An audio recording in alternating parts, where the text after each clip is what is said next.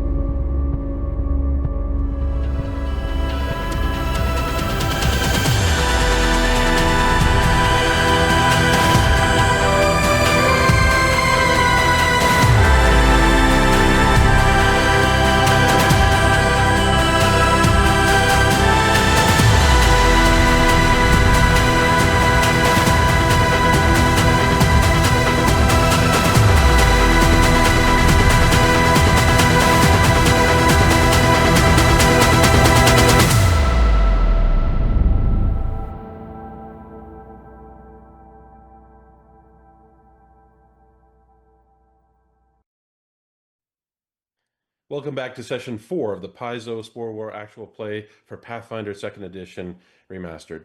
The session today is not actually part of the AP yet. We are starting with the second of 3 preludes I've written to get the player characters up to speed. It is going to be an opportunity to fill out their backstory, create allegiances with brief vignettes of the parts of the history that brought them to level 11, and it's an opportunity for them to make new friends and to make new enemies. I'm Seneschal, and I'll be the game runner tonight. Before we get too far into today's session, I'd like to thank our dice sponsors. We have partners who have the ability to manufacture amazing dice. We have Norse Foundry, who make metal, gemstone, and bone dice and really help to add some heft to your roll. And we also have, with great thanks, Phoenix Dice, who make recycled dice, rising from the ashes like a phoenix. Those dice are beautiful, and you can feel good about buying them because they're recycled. And if you think, I have already have enough dice, you are categorically wrong. One can never have too many dice. And just take a look at my dice collection. I'll bring it in one day.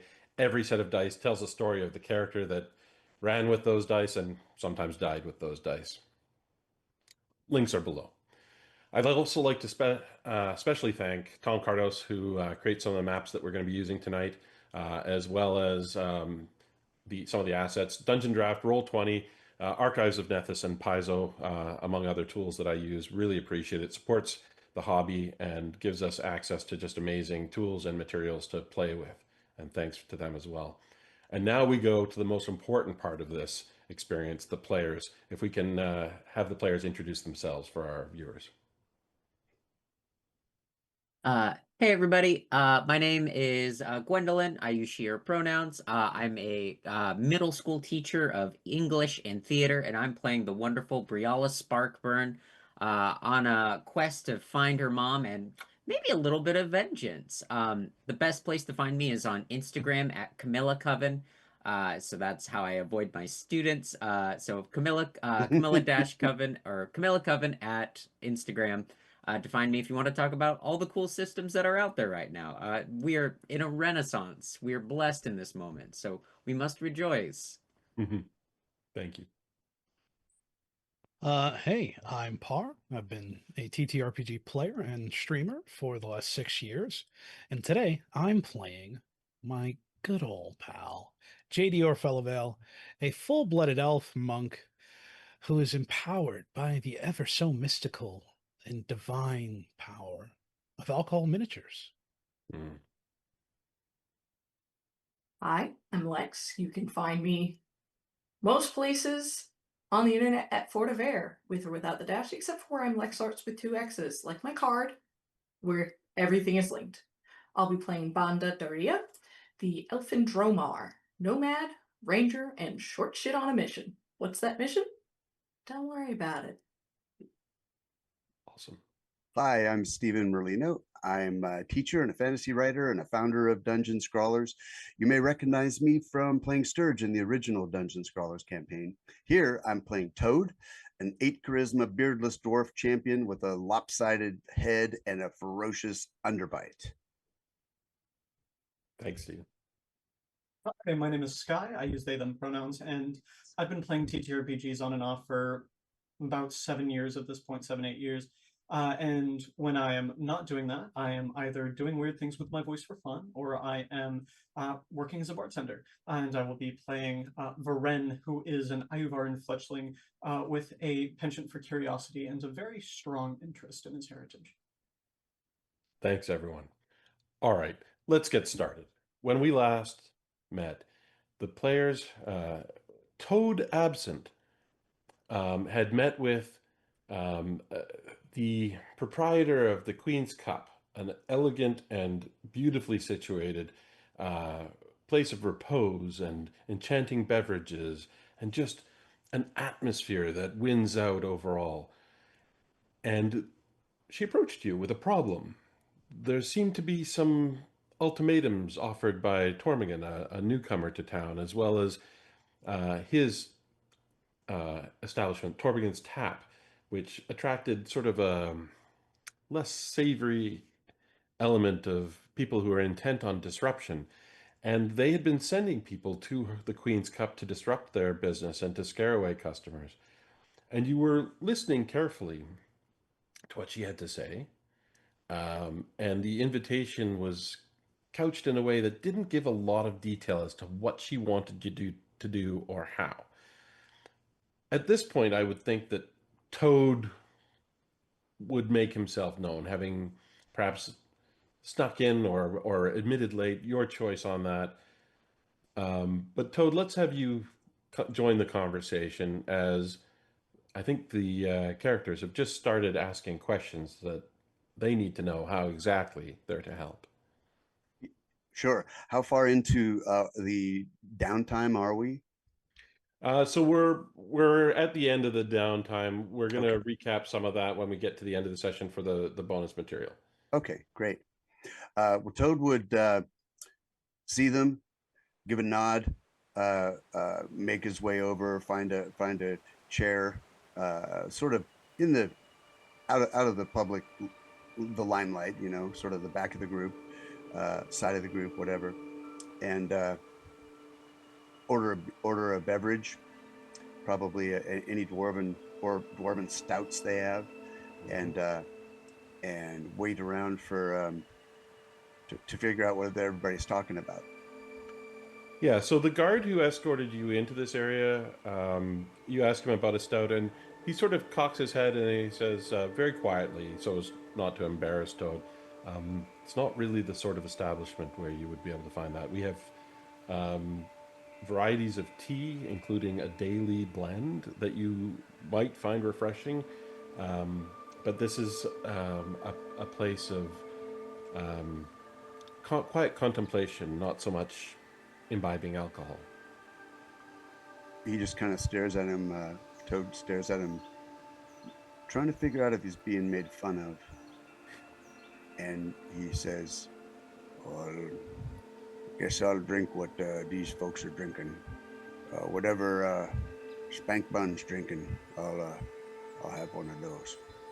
All right. So the guard actually leans over the table and pours a cup of tea, and it does smell pleasant. It's not offensive at all, even for someone who doesn't drink tea often. And then the guard goes back to their post. And the proprietor, she turns to you and says, I would very much appreciate your help as well, Toad. I've heard good things about you. I'm glad you joined the group. Okay. Not much of a waiter, but I could always Oh. wash dishes if that's the...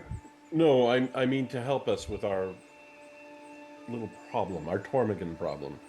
Oh, okay. You guys talk. I'll catch up. Tormigans. Did anyone have any questions before I get back to tending to this place? Yes. Oh, somebody's muted. Muted. It's a very strange spell. Yeah. Just the one question, and that's what are the left and right bounds? Like, what do you not want your name attached to? Oh, I see. See, it's a delicate situation. I don't think I can be really clear about it, and I don't think I'm in the right position to be able to tell you how to do your job. And I don't want you doing anything you're not comfortable doing either. But what I'm hoping for is help. I don't really know what Tormigan's game is, and I don't know what he's after. But he needs to be discouraged. What are the bounds? Don't do anything you're not comfortable with. I'm not asking you to do anything to get yourselves in trouble. I'm just asking for help. Yeah. Oh, okay. How bloody do you want them? Oh God. Not. My guards are quite capable. I'm not hiring you because I don't have guards. I have guards. The problem is when these people come into the Queen's Cup, my guards can't be bloodying them and tossing them out into the street, and I wouldn't want you to do likewise. We're very careful about the image we wish to preserve. And if anything approaching someone being bloodied came back to our reputation, we would be ruined. So I'm asking you to perhaps be subtle, and again, not to do anything that you wouldn't be comfortable doing. Oh, subtle. Okay, subtle. That's a boundary right there. Yes, sorry, I thought that was implied. Well, it doesn't seem like Bonda really got that part the first time, but I think we got it now. All right. Anyways, if you have any, and just as she's about to ask if there are any other questions, you hear a bit of a commotion out in the main hall of the tea hall, and she just bows her head, and the guard quickly opens the door and heads out. And you hear a snippet of conversation before you react, which is, "Oh, I guess humans aren't welcome here after all." And you hear the group, "Come on, guys," and a bunch of people seem to be loudly shoving chairs around and making their way out of the place.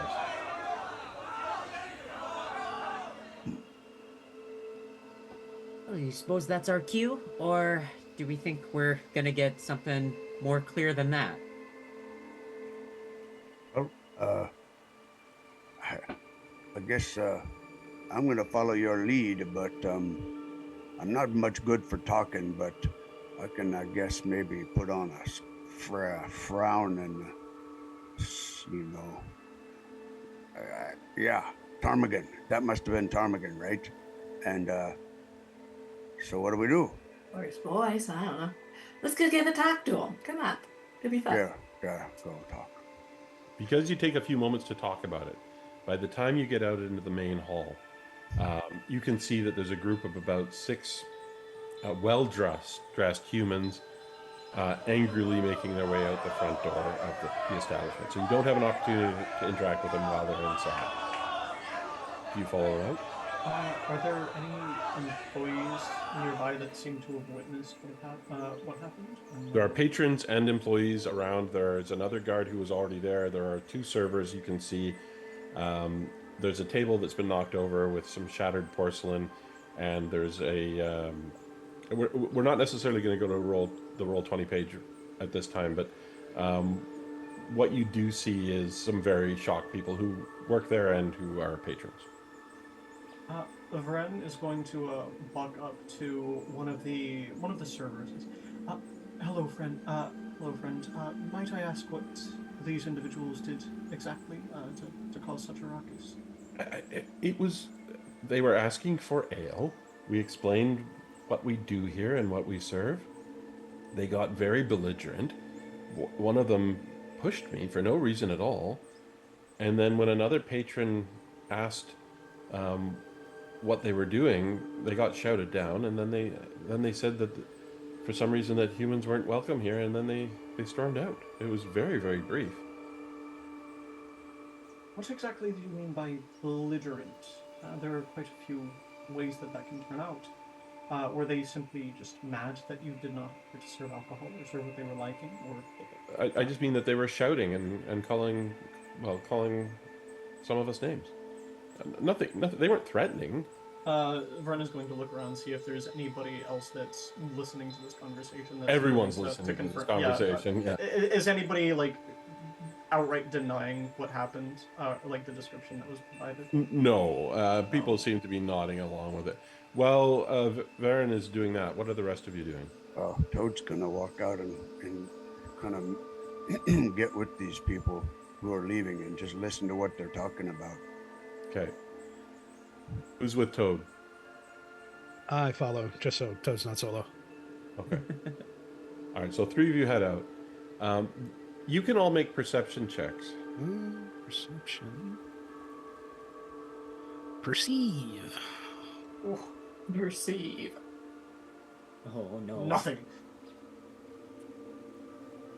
Wow, that is really two somethings and a nothing.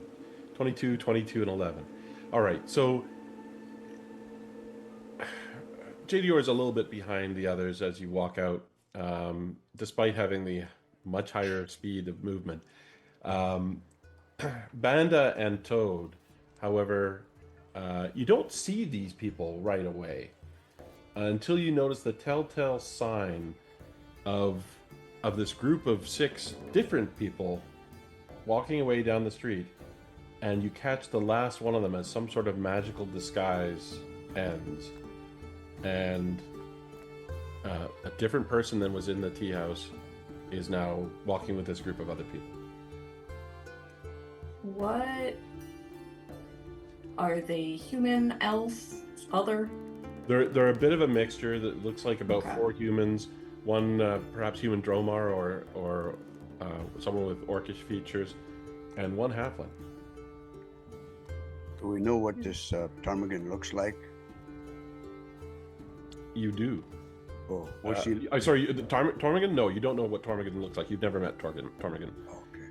He just sends these thugs over to mess things up.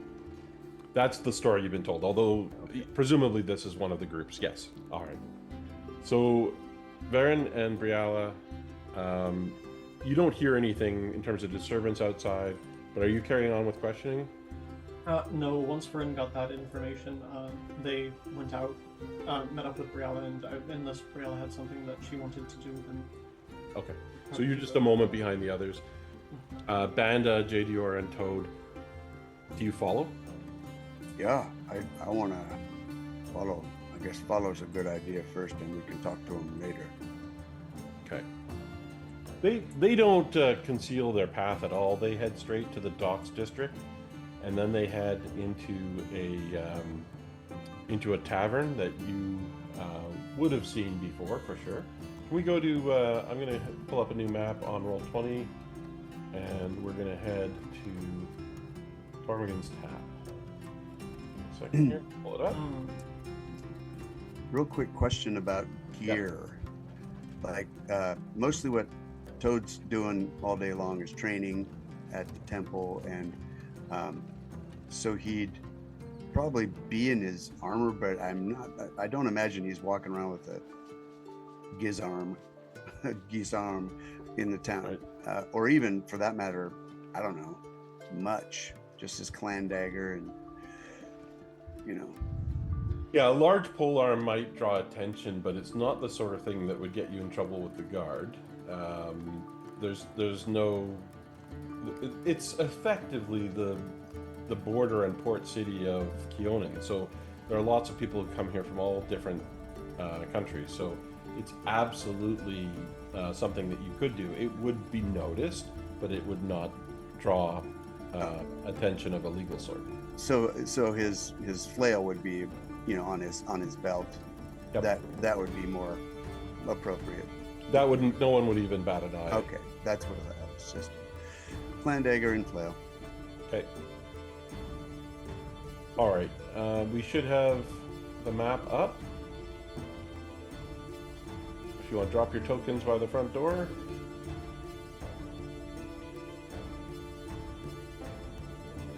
Everybody or just the lead 3? Just the lead 3 for now. Good point. Gonna have to resize Toad. I will resize Toad. Absolutely. Tiny Toad. Tiny Toad. Lore accurate Toad. Oops. Oh, yeah. And apparently I rotated Toad instead of. Rotated, perhaps? Whoa. Bad. Terrible. That's my job. No, I thought the joke was riveting. I think you're okay. Oh, I here we go. appreciate you. Yeah. Okay. Excellent. Toad is the right size. And at the right angle. Excellent. Yeah, so this place is a bit nicer than Taz's place. You walk up, you open the door. It's not locked, obviously. You can hear noises inside. Let's go. Pump. And you walk in. Probably you can see inside now. So for some reason, the fire pit in the middle is not lit. It's still early in their business day. But there's a server, a bartender, and more than are shown, there are common folk, lots of mariners, lots of just hardworking people sitting around having an ale or a mead. And the conversation is animated but not raucous. It's still, it's about lunchtime, so some people are getting their midday meal here. Where's our gang? Yeah, so you were following them at a bit of a distance. You don't actually see them as a group, but you do recognize one of the members, the one whose disguise faded, and it's this guy right at the top of the building. Okay. And okay.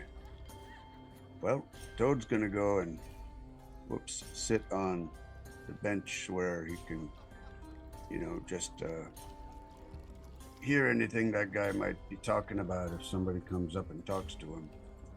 And he'll All right. plant himself there and listen, wave down the bar maid or bar boy and grab a beverage. This time, maybe they got a dwarfish stout. Okay. In fact, they do. Jadior and Banda, do you come in as well? Yeah, I'll sit across from Toad.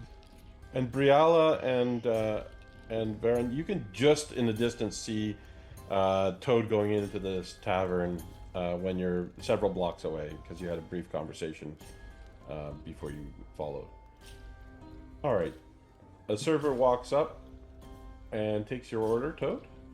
Yep, a dwarf stout, you got it. Nods, and within a few minutes comes back with a stout. You're able to listen in on some conversation.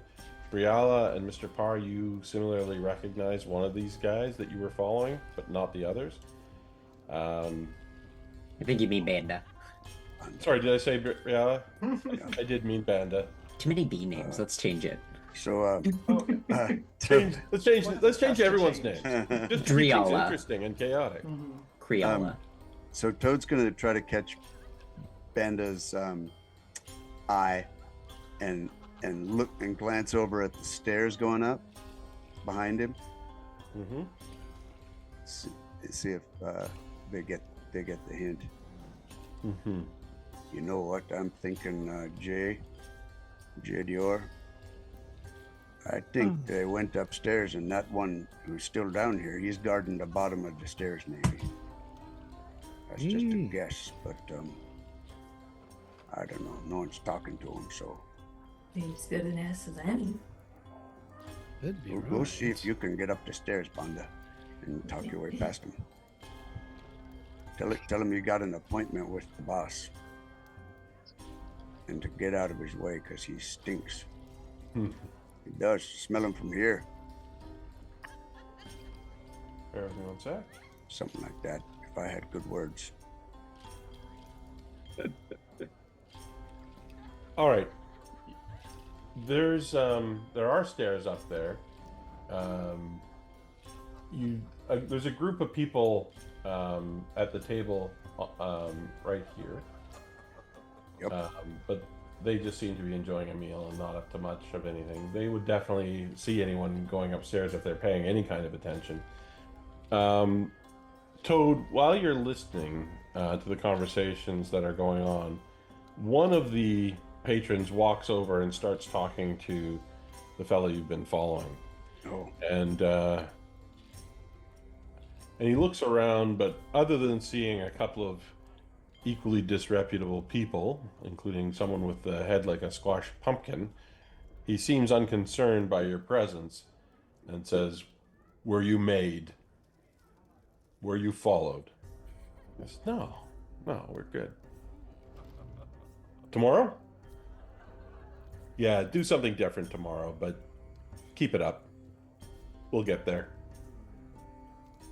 Yeah, all right. No problem. Do you recognize this guy who is when he walked over to like? You do not recognize either of these people. You did not know about any of these people before you were engaged, and you only heard half that conversation. Yeah. So, Okay. I just make meaningful eye contact with Jidior. I don't know if he could hear it. JDR, you're on the other side of a noisy area, but you can make a check. Same with Banda. Perception? Yep. There you go. Mm. Oh, Good thing I was closer. You are both keenly aware of what's going on, and in fact, Banda, you get the sense, in addition to hearing what was just said and getting the context of it, you actually notice that quite a few of the people in here seem to be in on it. They're all kind of paying attention to the conversation. You can tell who's not. Some people are just here to eat and to drink, but there's a group of about 12 to 15 people who are sort of half paying attention and just sort of loitering around listening to what this guy has to say. It's not an ordinary sort of lunchtime drink fest for most of these people. 12 to 15 is a lot. easy numbers. That's what I'm hearing. Toad's gonna turn around and tug on the guy's sleeve from behind and say, "Can you bring me an order of cheese curls? Just some little cheese curls. Don't have to be hot. Thank you." No, I'm not. There are people here who will bring you drinks, and there are people here who will bring you food.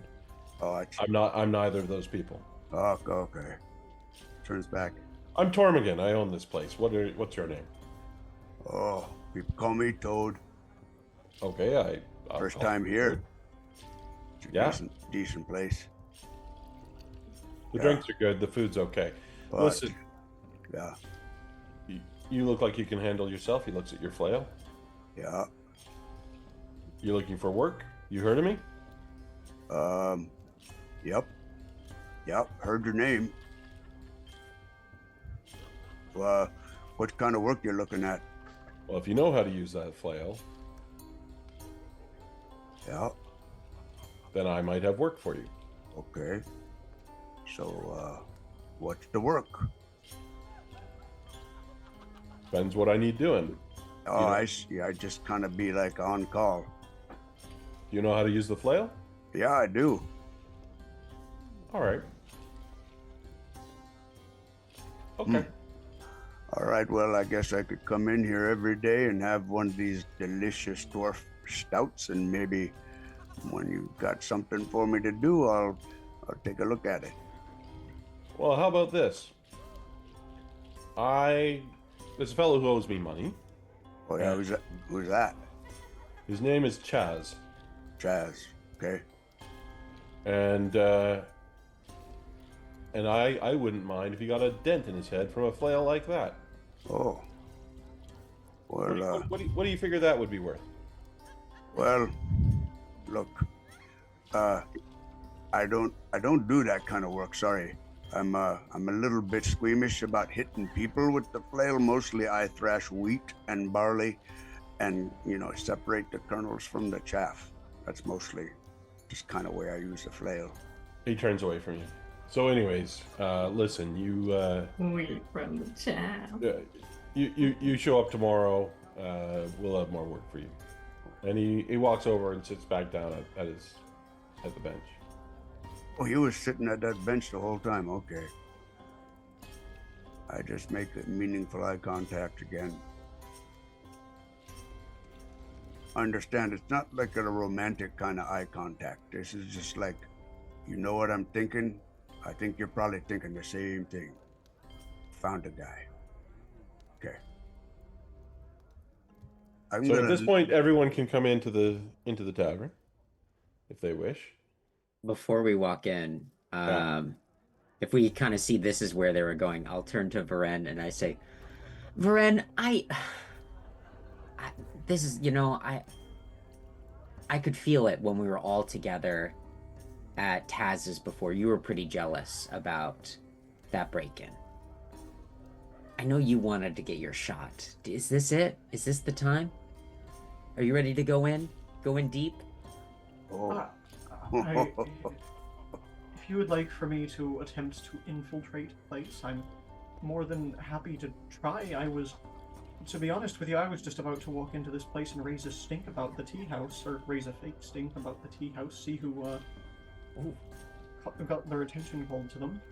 That's a good idea. What would you prefer to do? We can do both if we really want to. It's not a bad idea.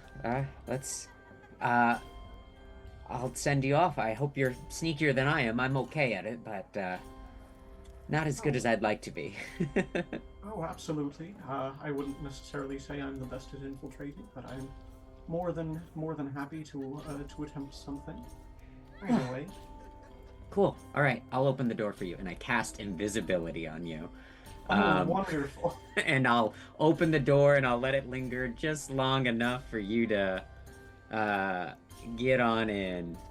So I'll hold the door just to catch my breath for a sec, so you can sneak on through the door.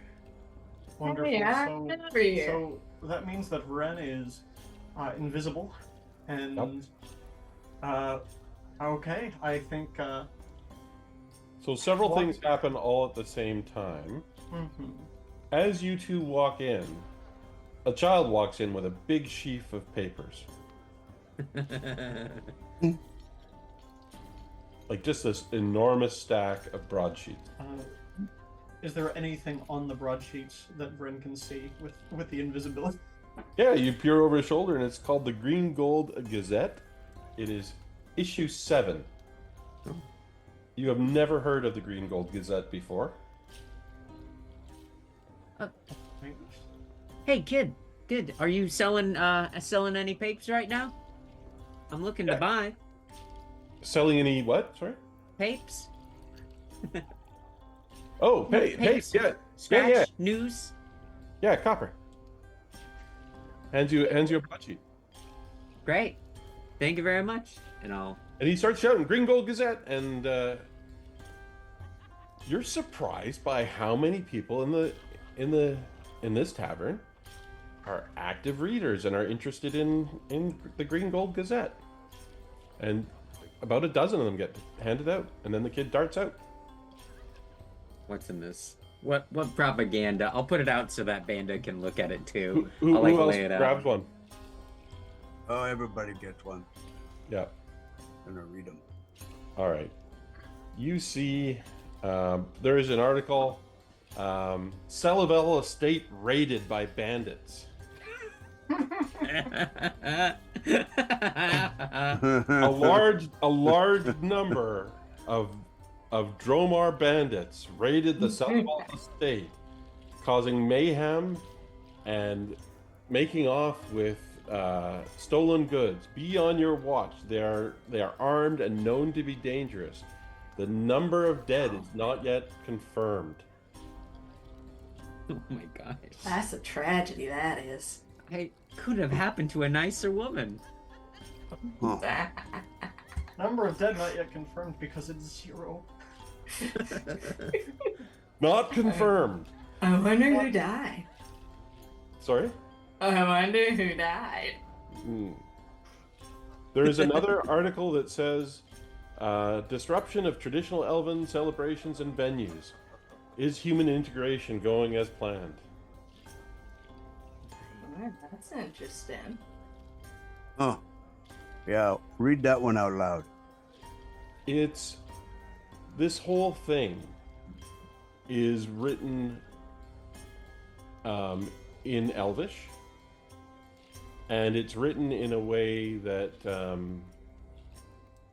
in Elvish script. Sometimes some articles are in Common, some are in Elven, but it's all Elvish script, and it's definitely every article is slanted against humans, dwarves, Dromar, anyone who's not Elvish.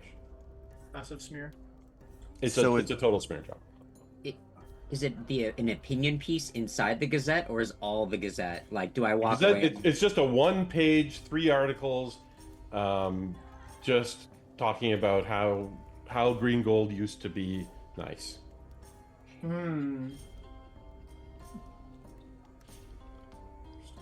And naturally, there's not a single one of these articles with a name attached to it. There's no name, there's no accreditation at all. The kid might know, but the kid's darted off to the next place. Okay, so this is a slanderous, like, it's not that this is just an opinion piece in like a standard Gazette that's relatively new. The whole thing is kind of a trash, trying to present. There's pretty. nothing of merit in here about anything other than and you may wonder who the intended audience is. And the people who are in here are looking at it with apparent concern themselves. Concern. Can I do like an insight check? Right? There are no elves in here. Yes. I'm an There's elf. one elf. That's Sorry. There were no elves in here when you entered. Some of them start looking at the elves in the group with suspicion that wasn't there before. Us versus them set up. Well, Yeah. you came in when the Gazettes came in. Yeah. Toad's gonna lean over to this. He's gonna scooch over real noisy like and tug on this guy's elbow. Say, hey, is this place not happy to have the elf inside it? Notice these newspapers is kinda, I don't know, seem like maybe not so happy about the elves, maybe? Well, I can't tell. Not a good reader. Who are you talking to? The guy right next to you? Yeah, the guy with the terrible hat. Yeah, the guy with the terrible hat. Is terrible. I mean, you don't let him know that you think his hat is terrible because he's clearly proud of it. Oh yeah. Aww. But yeah, he pulls the hat off and turns around so that he can hear you, and he asks you to repeat himself. He's not having the easiest time. He's got a clear mace or blood weapon wound that's scarred over and healing on the side that you were trying to talk to, and so he turns around. He asks you to repeat himself. I assume you do. Yeah. And he says, "This is new. This is new. I don't. The elves have been nothing but nice to me. Yeah. Me too. I don't have anything against elves. Yeah. Me too. I say Toad's gonna speak loud enough for Ptarmigan to hear him. Yeah, elves have been real nice to me, too. Yeah. So I don't know what this is about. I've never seen this before. I'm gonna throw mine in the firewood here in front of me. This is garbage. See if that, Yeah. I don't. Someone's trying to stir up trouble. I mean, we're trying to stir up trouble too. Oh, I mean, it seems like the wrong Fun kind of trouble or not fun trouble? Yeah, fun. You're right around there. You're loud enough. Yeah, fun trouble. Fun trouble. Look, well, I think. Well, you don't care what I think, but no. Nah, I care what you think. Tell me. Your friends are welcome here. that's good. I was getting a little nervous. Wasn't sure about. Wait. Oh, you said you owned the place, didn't you, Mr. Ptarmigan? Tormigan. Ptarmigan. He Like looks the at you bird? somewhat. He looks at you somewhat suspiciously. Well, yeah. It's okay to have elves here, I guess. Toad, Yeah. you want a different job? Find out who's printing this thing. Oh. Oh, okay. Why? What? You got something against them now too? You want them to get a? This is just not good for business. It's not good for business.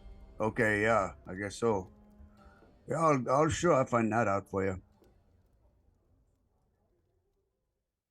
I mean, yeah. I'm gonna. Can I tell whether he's? I think he's behind it. Can I tell if he's just? He's probably really good at deception, but. I'm going to ask you to engage him in a little more conversation before you make the roll. Okay.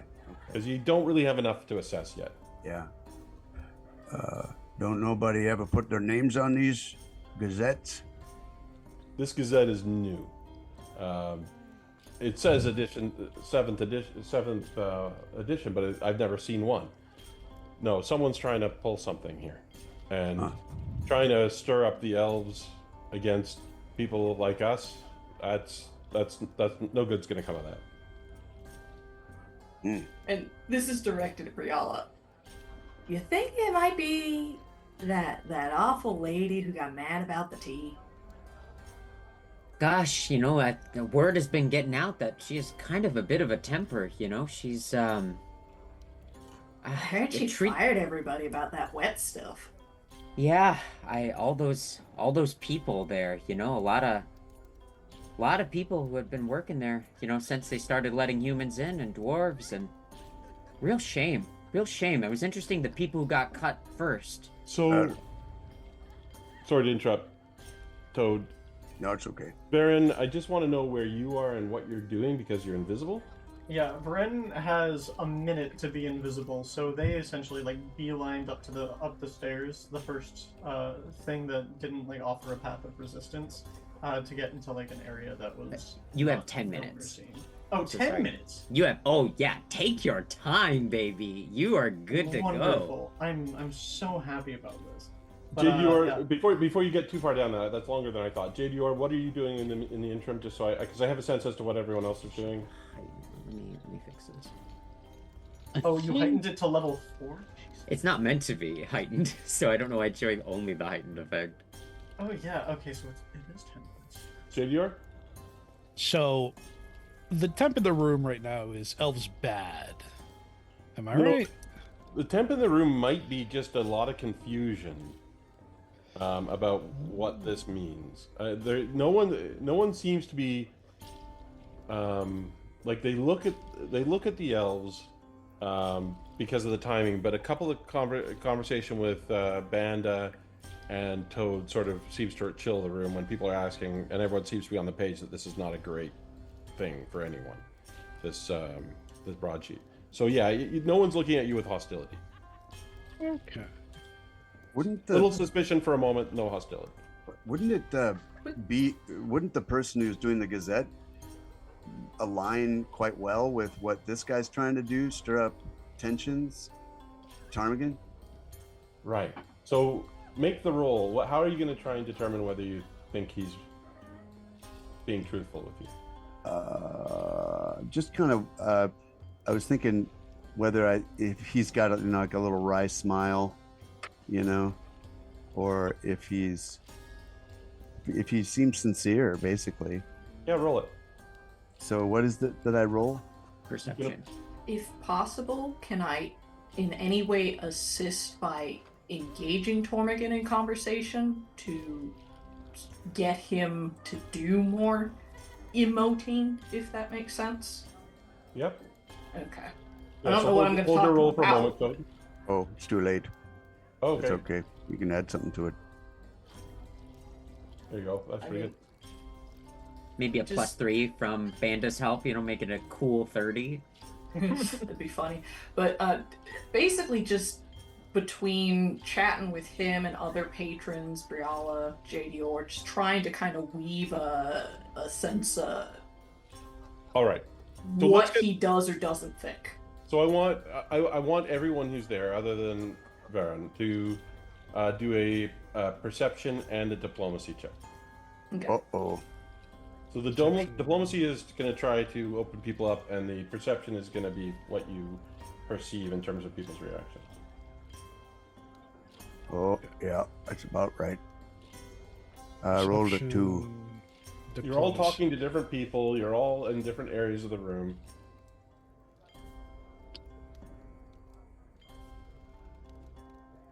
Big thing is just trying to, like you said, open up people to conversating and hopefully get those people who then conversate with each other in a Yep. way that is organic and brings up more than we would have been able to by ourselves. Absolutely.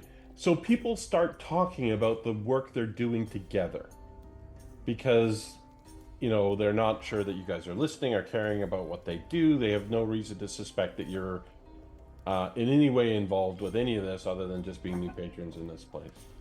And so the first thing I'm going to say is, Toad, you absolutely get the sense that this guy is hiding quite a bit. Okay.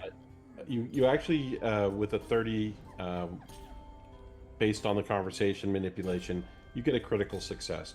So you get the sense that, first of all, he's sending you on a wild goose chase to find out Yeah. who's publishing this broadsheet. He knows full well, if it's not him, it's someone he knows where this is coming from. Right. And a lot of what he's doing is performative because he doesn't necessarily want the other people, his patrons, to know that he's involved, because Yeah. this is something that's intended to attract hostility to them Yeah. as a group. Yeah. So absolutely you get the sense that his questions and his sending you on some wild goose chase is just that, and it's trying to get you out of his hair and trying to get suspicion off of him. He is definitely trying to manipulate the situation, and he thinks he's smarter than you are, and he's just not. Okay, well, I'm ready to just call him on it in front of everybody. Hold that thought. Okay. The conversations that everyone else is participating in, you get the sense that these people have, like, they're trying to talk in code about. You got enough solid rules in there before you got failed. There's a couple of bad ones. Toad's diplomacy there, not exactly stellar at a 2, but he's more perceiving, whereas others are trying to get people talking. People think they're talking in code here, talking about the kind of operation against the tea house, but there's clearly a dozen or more of them that have been participating in that project, and some of them start talking about, do you think this is our fault? Because they've been stirring up trouble at the tea house, and they're starting to wonder if the patron of the tea house, or the proprietor of the tea house is in on this as well. So, Varen, you go Yes. upstairs. Yes, I do. I don't have the map loaded. We don't need to do it because I'm hoping you're not going to stir up any actual combat up there. But you have an opportunity. There that would are be 3 ideal. levels of this place. The level 1 up actually has a walkway that overlooks this lower area, and you are surprised to see someone with an extremely well-made a composite longbow and in their hand, watching what's going on down below. And she's got short cropped red hair, and she's just being attentive, not looking aggressive. She's not taking aim, but she doesn't have the bow stowed away. She has it in hand. She doesn't have an arrow nock. So that's, you clock that right away. Then you go up if you go up another story, there are rented rooms and there's an office that's locked.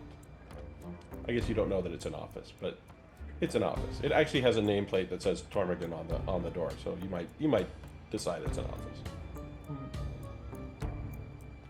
Varen is not necessarily capable of picking a lock, so we'll just make that note and head on the way down. And with the remaining time, I think that Varen is going to sneak on over to the basement. All right. This way. Make a perception check.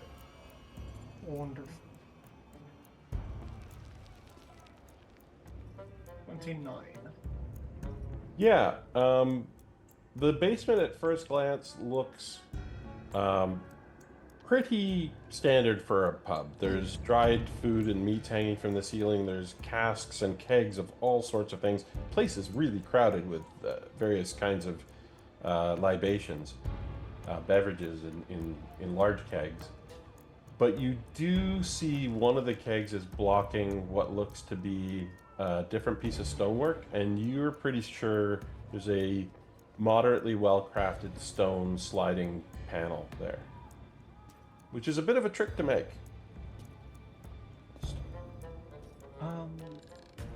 So invisibility only ends on hostile actions. Would you consider detect magic to be a hostile action? No.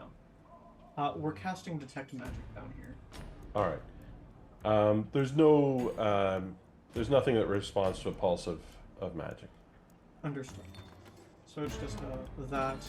Are there any particular like levers or triggers or anything like that for the sliding stone wall, or no? You can't really get at it unless you move a keg. You've noticed it, but you have to move it's a chest-high giant keg standing on its end.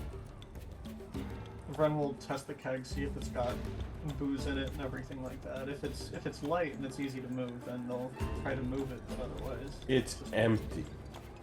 Oh. You can roll it on its rim. Yep.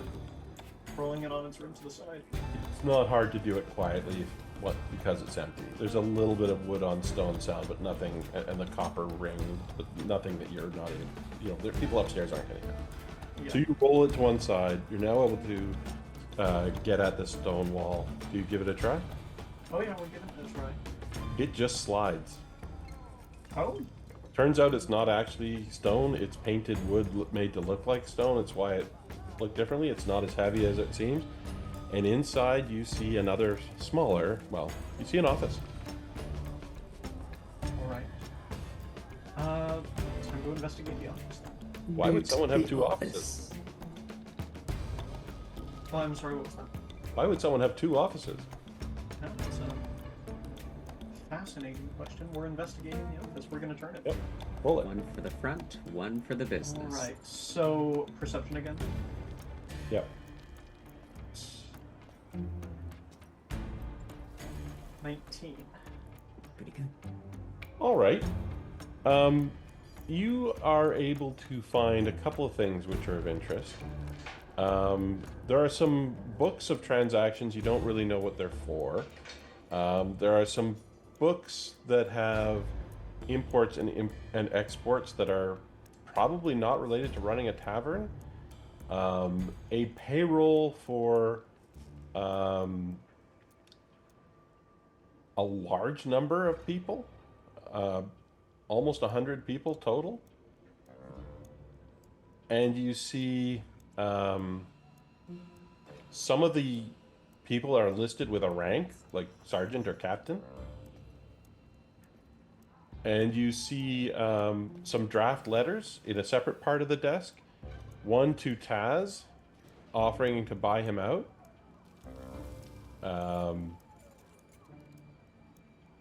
and another to the tea house, basically saying, very sorry to have heard of your recent troubles. If you're looking for additional security, we have access to an expanded network of guards that might be able to assist you and protect your lovely operation. It's not yet finished. Those are the sentences that exist. Is there anything that's signed? Is the letter to Taz signed? There are quite a few other letters. I've just, with the 19, I've picked out the ones that you found. Some of them are, some of the letters are signed. You can register the signatures consistent. Taking the ledger and a handful of the letters as well as the incomplete one, putting it in the sturdy satchel, and leaving. What do you think? What do you make of all this? I'm thinking that this individual is trying to put some fear into the tea house, offer protection because they feel like they're not capable of doing it, and what they intend to do after, if they intend to just sit and leech money off of solving a problem that he created, or perhaps intending to do something untoward towards the tea house with the guards in a position of security. Could be either. Right. Just general. General. You're going to turn visible. Where do you want to turn visible? I'm going to be perfectly honest. I think we're turning visible still in the basement. Okay. That's what I was wondering. Mm-hmm. Do you have a plan? I think that Varen is going to very slowly peek their head up, from the stairs, and see if they can catch the attention of any of their allies, rather than the attention of somebody else. There are more people than are depicted in the tavern. It's fairly busy by this point. Also, With the lunchtime unfortunately, there's a bar in between us and you. That's true. I think what's going to happen at this point then is Varen is going to stay in the basement, put the keg back in place, put the painted wood board back in place, and then is going to just hide behind the keg until as late as necessary to get out safely, and is just going to straight out play a waiting game. I'll write on the scrap of the Gazette or something. Send Beren to find something. Spell lasts 10 minutes. Beren not found. And I'll just hey, did you see this section of the Gazette? And I'll kind of show it, and you'll just see ah! And I'm It is also about this time that a lizard wanders around the corner of the bar and onto the middle of this large mat, and so it's possible to form the conclusion, of course, that Varen has turned into a giant lizard. Mm. There they Because are. you've never seen a lizard in a tavern before, but it quickly becomes apparent that it's a coincidence, as the lizard just sort of sits there doing lizard things. Speak to us. Speak to us. They're ignoring us. Why? After a few more minutes, Tormigan heads out the bar unless anyone does something to stop him, and a couple of the others go with him. Do we want to follow this guy some more? I mean, I think he's the one doing the Gazette. He thinks it's funny. Definitely been. They're heading out right now. They're heading out right now, yeah. Can I? I'm just gonna get up. Can I have ordered a drink before? Yep. So I think Gideor gets up. I would love to fake being drunk and just run into this one. Okay. And I don't know that he has anything on him, but I'd love to see if I could just pickpocket him real quick. Oh yeah, sure. Go for it. So that's thievery. 21. All right. This guy's not being particularly protective, nor does he have anything, obviously, that he could keep money in. There's no pockets, there's no satchel. So you sort of pat down his coat, but he has a handful of silver on him, and that's it. This guy's not well off. Okay, I chose the wrong target. Let's just do this. He's talking about his kids on free and reduced lunch, and you're like, oh God, what have I done? How do I get the money back in him? Oh dear. Just get bored. Oh. Never been so I may. disgusted to find silver. All right. So things happen very quickly now. So I'm going to make sure everyone clocks this. Varen is not able to hear any of this. Yeah, I was going to say that Yep. from the basement, Varen is going to be waiting for either a notable increase or decrease in commotion from upstairs before trying to poke their head out. Okay. That is the middle of the window. So these guys are heading towards the door. You bump into them. Someone comes in the door just as they're about to exit the door. And talks directly to Tormagan. Jadior, you can hear this. Briala, Banda, Toad, you can make a roll. You have to come a little bit closer, but you have an opportunity to do that if you want. Oh yeah. So if you move 5 or 10 feet closer, you'll have a better chance of hearing this. Okay, where's my dude? I have too many people I trust, and I don't want to be more suspicious. / I would rather be ready at a distance. Where do those guys go? Oh yeah. Okay, hey, Mace Face. So All right. this is maybe a stupid thing to do. But as that one guy who'd been by the stairs is leaving, Monica go, oh, wait. Earlier, that trick you did, it was so cool. You think you could teach me? I'm not following. Sorry. Explain it. The guy that we last, he dropped his magical disguise last. We watched Oh, yeah, him go sorry. over sit. Okay. Yeah. Got it. Yeah. Got it. All right. Well, that's him over here, and you're talking to him. Got it. Okay. Here's what happens. He's turning to you, and he sort of squints his eyes a little bit as this old man walks in with a lute, and you all recognize him as being one of the people that was seated in the tea house when you were in the tea house.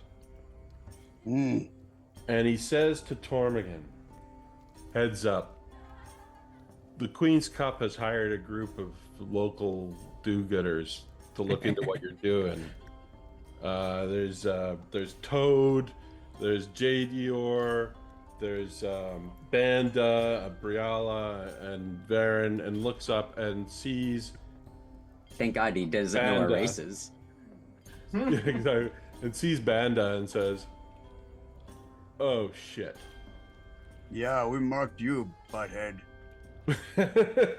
Find your ass later. It's about to get real fun. Reactions before we do anything.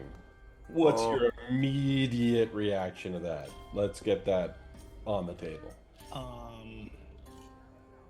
I'm positioning myself to be behind the guy I had just asked about the trick, and between him and I think that's Tormagan, I can't see. Sorry, by reaction I mean what's your plan? Not let's Oh, okay, implementing. okay. But if shit hits the fan, if there is a roll for initiative, is there any last minute thing you would want to do to try to stop that from happening or to encourage that to happen?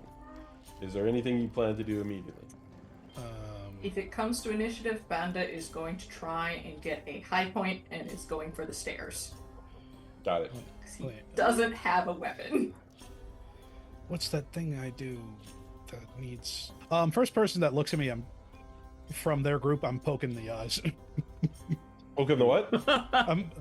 First person that looks at me from their group, I'm poking in the eyes. Got it. I just kept thinking like, oh, how can I diffuse this situation? How can I? You can try. I don't think I can. I mean, I'll, we were told to stop this, and if they attack us first, like, let's be honest. There is that, isn't there? I'll be waiting to see if one of them attacks us. Yeah, and if they attack with a weapon, that's they started that too. Oh, hi, Yeah. Flump. So Toad's going to get out his flail, but not brandish it. Just have it in his hand, and basically say, "Your move, asshole." Click the initiative button, didn't I? You're on the initiative order. Yep, you're there. You're the only one in the turn order at present. Let's go ahead and run I that. rolled a 2, by the way. There's Let's three go ways this party. can go.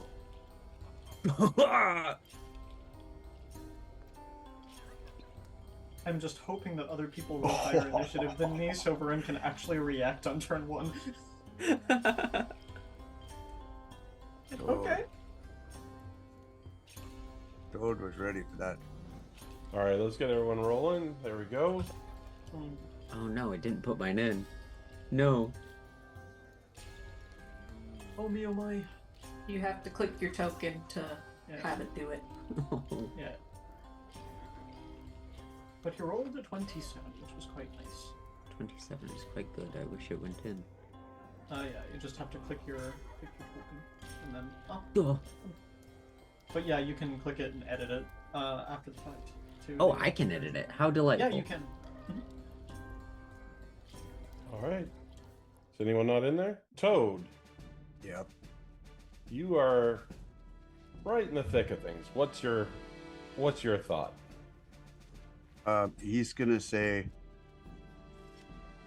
"Well, he's got the jump on this dude." Yes, you do.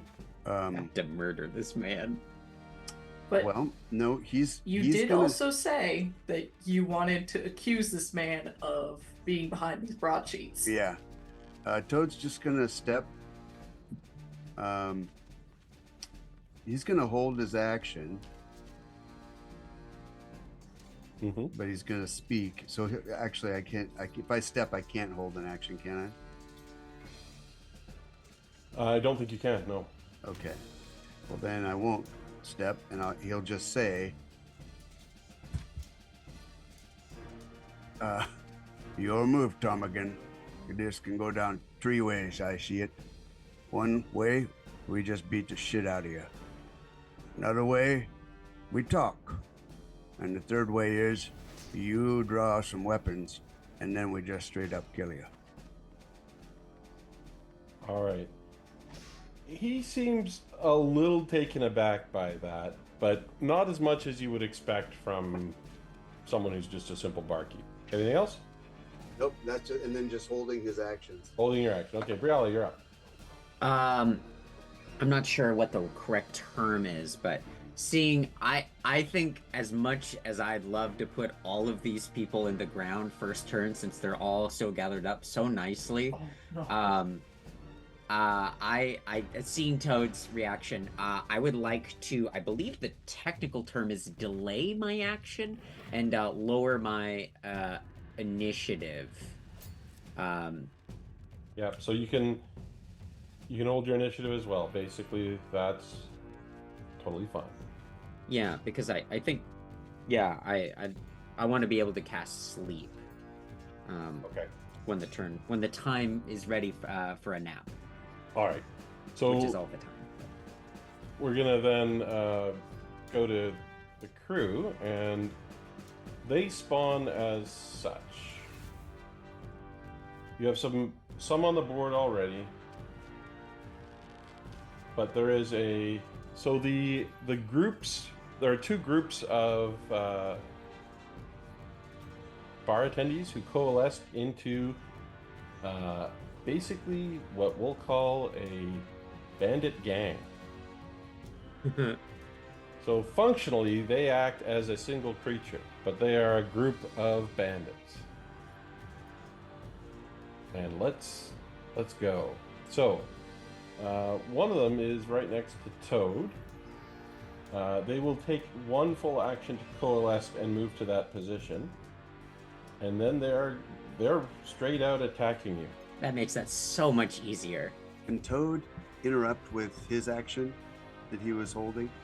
You can. I don't think you can hold your action and interrupt someone else's action. Okay, so I just go after they're done if I want. Yeah. Yeah, Okay. that's how delay works, Yeah. from my understanding. Yeah. So these were bar folk who just coalesced into a gang on a signal you didn't perceive, and they're taking an attack. And are they brandishing lethal weapons? Yep, they've drawn lethal weapons as they moved up. Okay, blood it is. That was a bad choice.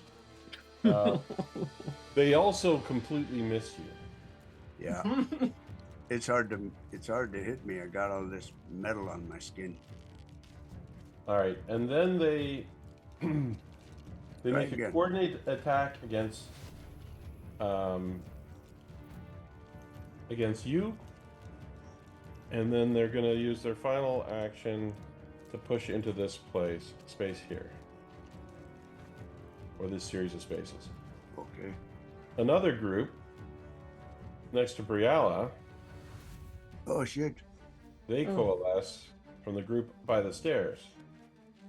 Takes them a full round or a full action to draw their weapons and assemble themselves. What's your armor class? I'm assuming you're talking to me. AC 20. All right, they hit you.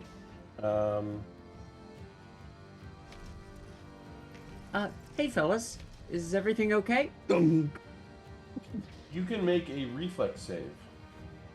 That means I'm doing really good when I'm asked to do that.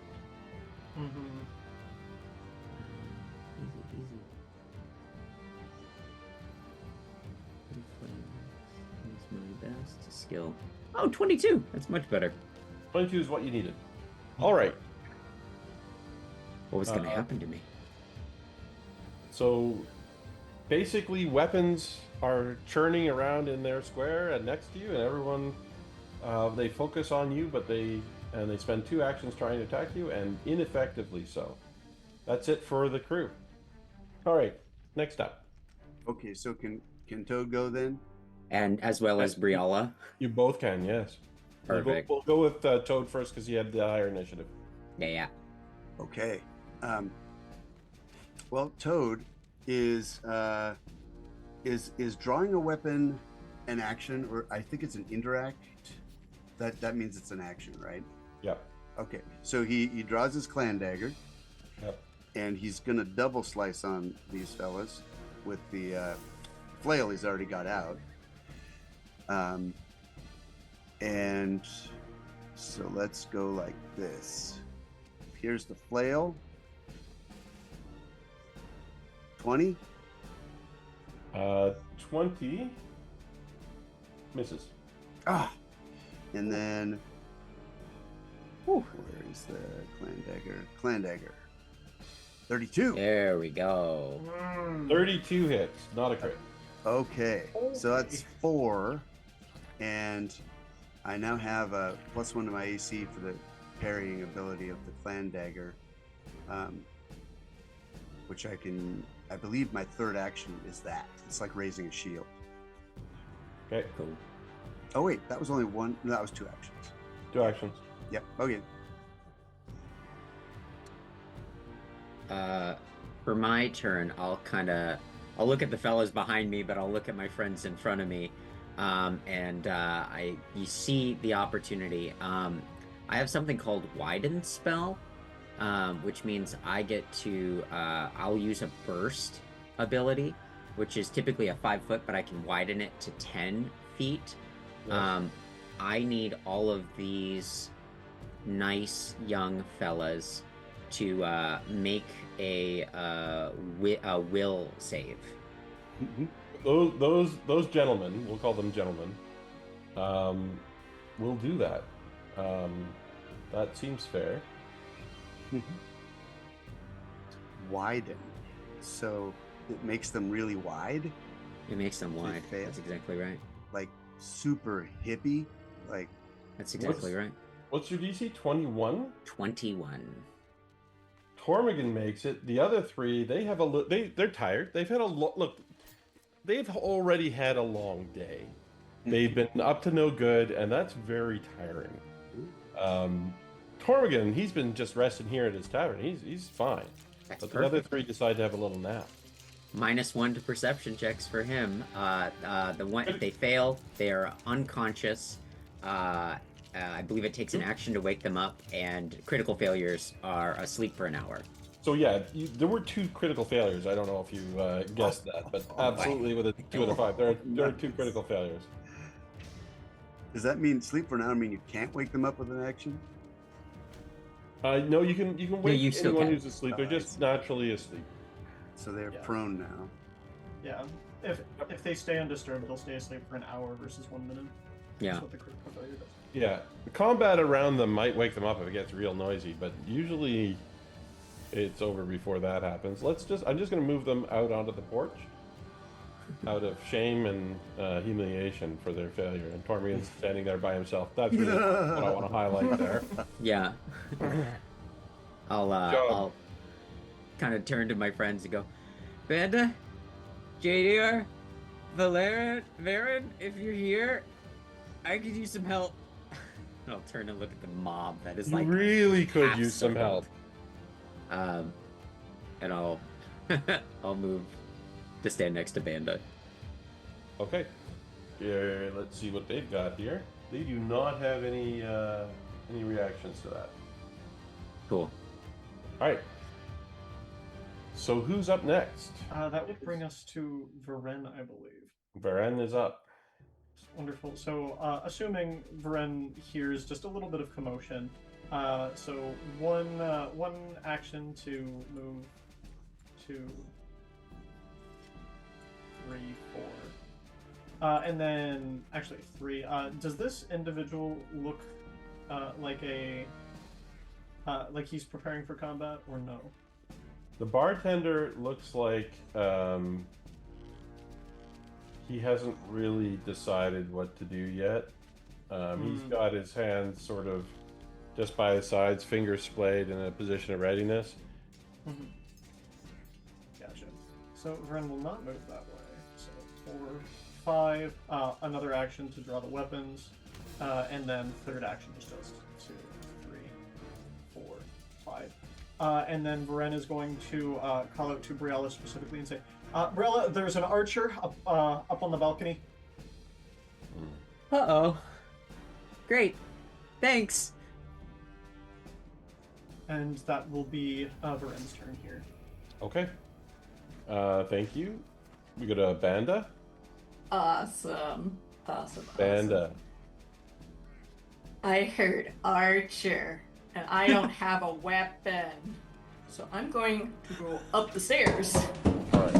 Use that. Grab their weapon. Yes. It is a lot of running to get where the archer is, because they're basically over the bar and the stairs are on the opposite side. You have to get to the stairs, up the stairs, and around to where they are. Yep. And I will take as many strides as necessary to get there. It's going to be more than one turn, I figure, but Okay. close. Actually, if you take the full, yeah, it's your full turn. Yep. It's your Just full out of turn, and you. curiosity, Sorry, what's sorry, that? did any of the sleepers have a weapons that they dropped on the floor around them? They do. Not dropped, but hanging from the belt or on them. They hadn't had enough. They didn't have a chance to draw their weapons yet. Sad. So it's possible those weapons might be lying at your feet. There are weapons you can see. What weapons are they? You see a hand axe, you see a club, and you see a short sword. Now, upstairs I'm going. Nice. All right, Banda, we can fight them. Banda? Vanda! I'm assuming that's working out fine. Yeah. I must have cast invisibility on Banda because he's gone. All right, that's Banda's turn. JDR. Oh, hi, it's me. I'm gonna step forward Yeah. towards Tormagan, Yes. and I'm gonna try to poke him in the eyes. How rude. face. Actually, I guess. So rude. Dirty trick. Dirty trick. Nice. I like that it's not metaphorical. It's not flavor. Like, I'm gonna poke him in the eyes. It's like, no, it's- mechanically. Mechanically, I am poking him in the eyes. Mechanically, it's Ooh. Ooh. 24. oh gosh. Against his reflex DC. Reflex DC. Okay. Yeah, he fails. Jadior walks, steps forward, says, "You just looked at me, didn't you?" And as soon as Torben goes to respond, right in the eyes. He has a lot to say, but yeah, you interrupt what he's about to say. Dear. Okay, what's the No. effect? We've got, It's You're- just clumsy one. target is clumsy 1. Mhm.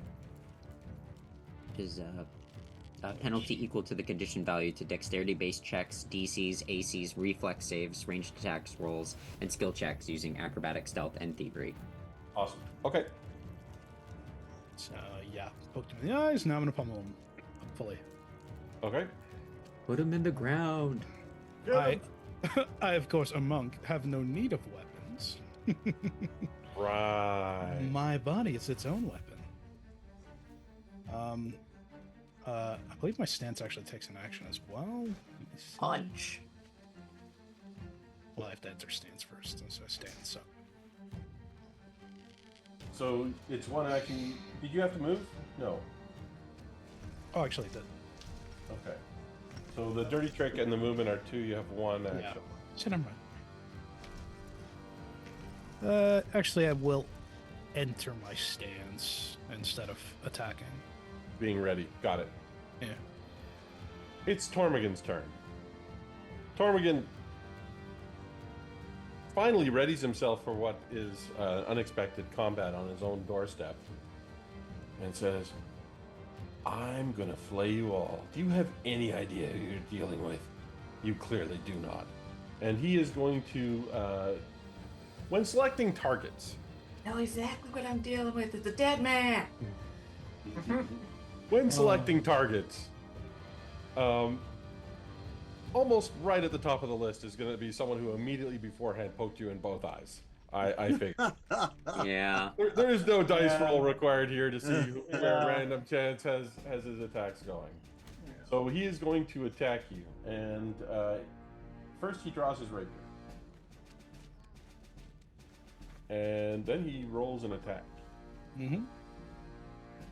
It seems in this moment that he does not know how to use a rapier. So he uses fencing brawl. He attempts a rapier strike, which he fails, followed by a grapple attempt against the same opponent. And so he tries to grapple you. Fantastic. Is this a contested roll? Actually, you know what? You're fighting unarmed. He's just going to take the second strike. Take the multi.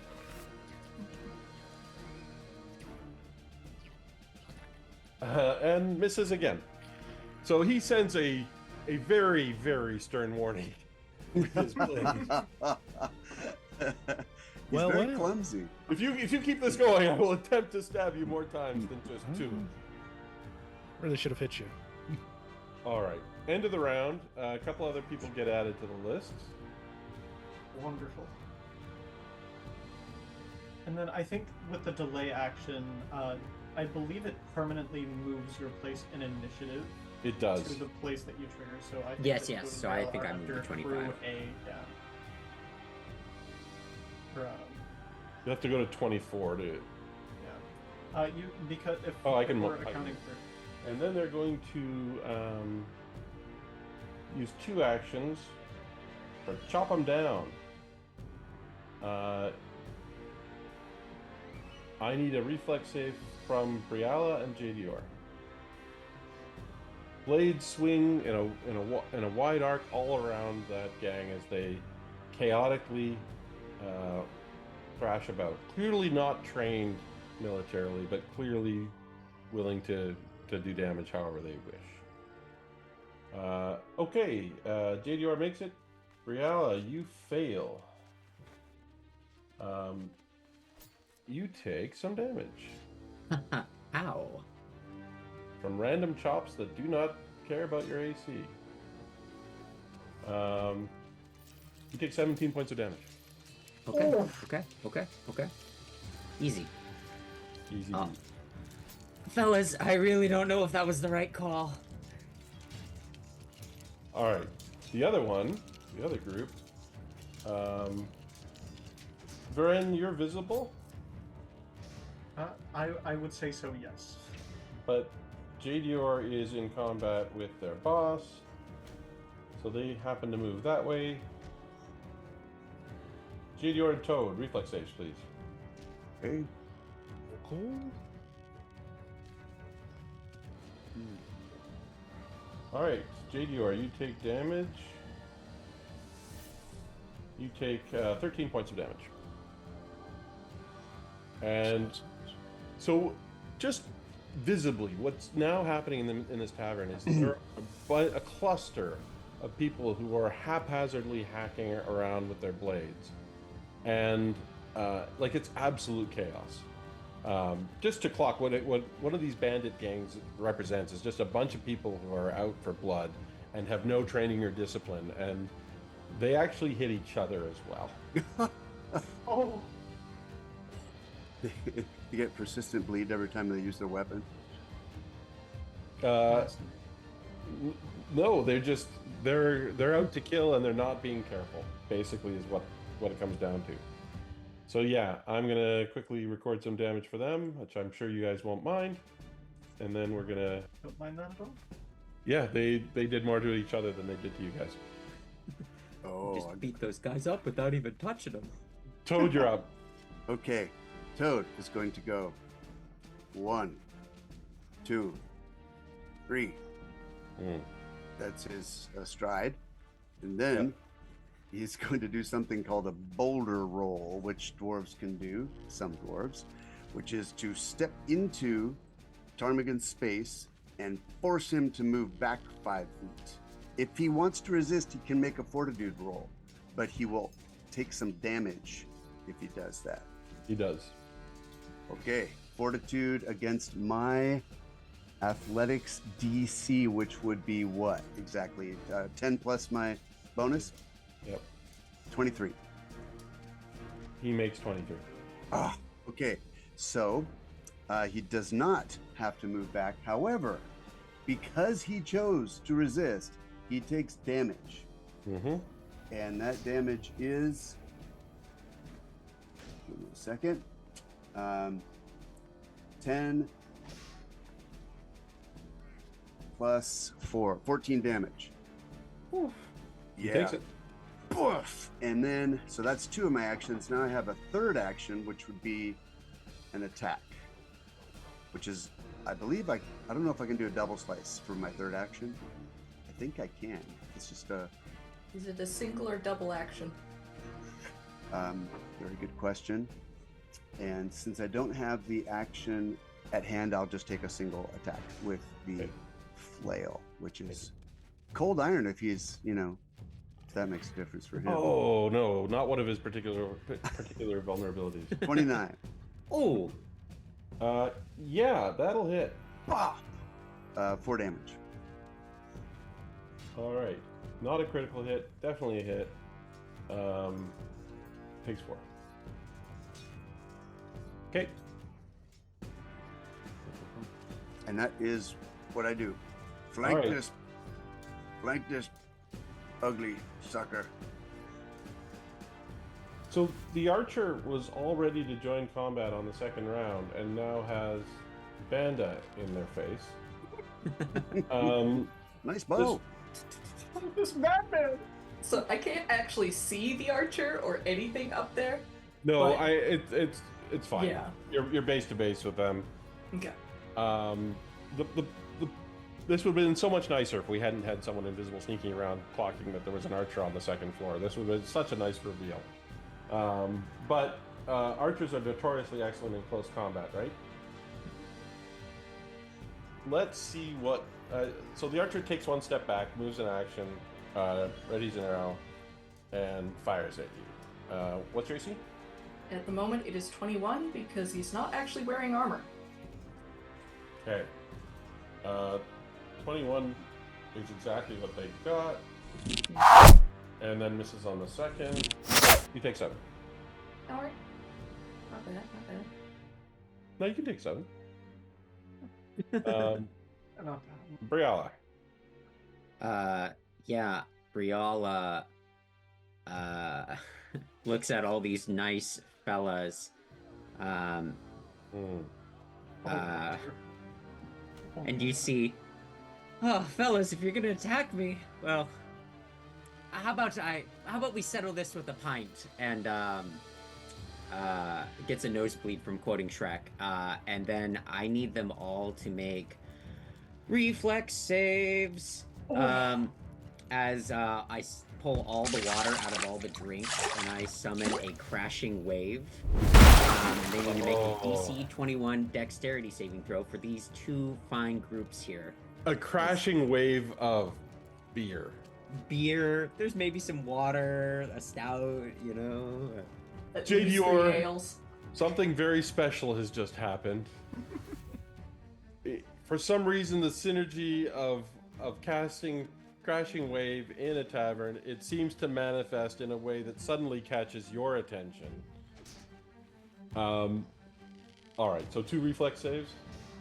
Yes. No more stalling on my part. I'm sure they're gonna be just fine. I'm less confident. What's your DC on this? 21.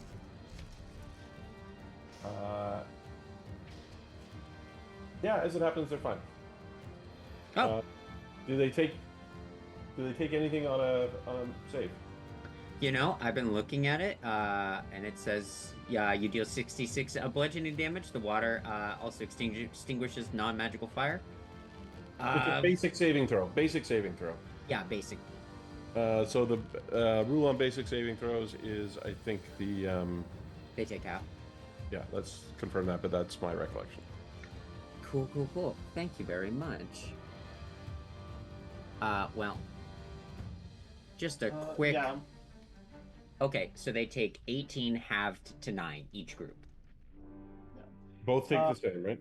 Yep. For a basic saving throw, the spell's potential effects all relate to the damage. If the target takes no damage on a critical success, half on a success, full on a failure, or double on a critical failure. So half on a success, which is exactly what happened. Thank you. Great. I thought there was... Yeah, okay. Yeah. So that was 9, sorry, right? Yep, 9 to each of them, and then I'll, look at them very confidently, hey, I thought you all would be wiped away. Are you all looking for a job? Awesome. And I'll scurry back onto this table here and stand on top of the table to try and get further away. Your third action is to not be within 5 feet of him. Perfect. Varen. Wonderful. So in that case, Varen is going to take a step forward with an action, and on these wonderful groups of individuals is going to use exploit vulnerability, which is going to be an esoteric lore check. Roll it. Against a standard DC,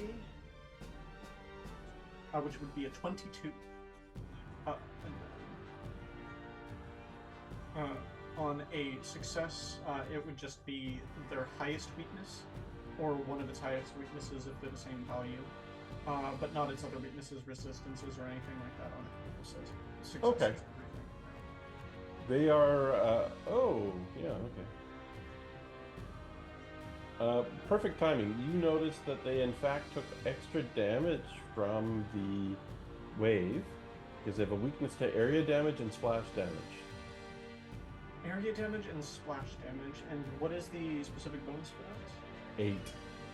8. Okay. And now through the wonderful magical esoterica of exploit vulnerabilities, Varen's rapier is now going to be doing area damage. Area damage in the form of booze. Yes, area damage in the form of booze. and is Yep. going to use That makes final sense. action. Yeah, is going to use final action to make a strike with the rapier. Is flanking. Sorry, hold on. conveniently with You've the done dwarf. logic damage to the Gamerunner here. Just need a moment. Yeah. Okay, carry on. I love Yeah, everything going on. Is going to be doing area of effects damage with the rapier, but it's single target still. I don't need to worry about that. And because conveniently flanking with JDR, so they have a -2 to their AC currently. So Yes. first attack with the rapier is going to be a 17 versus their AC -2, which I believe. Still That's it. misses. Yeah. And that is Varen's turn. And is going to say, they don't like area damage. Yeah. Me having just crashed that wave. Yep. Yeah, all right, yeah. No, I'll back up. Yeah, makes sense. Tormigan says, "Nobody likes area damage, you fool." All right, we are up to Banda. So move action to close.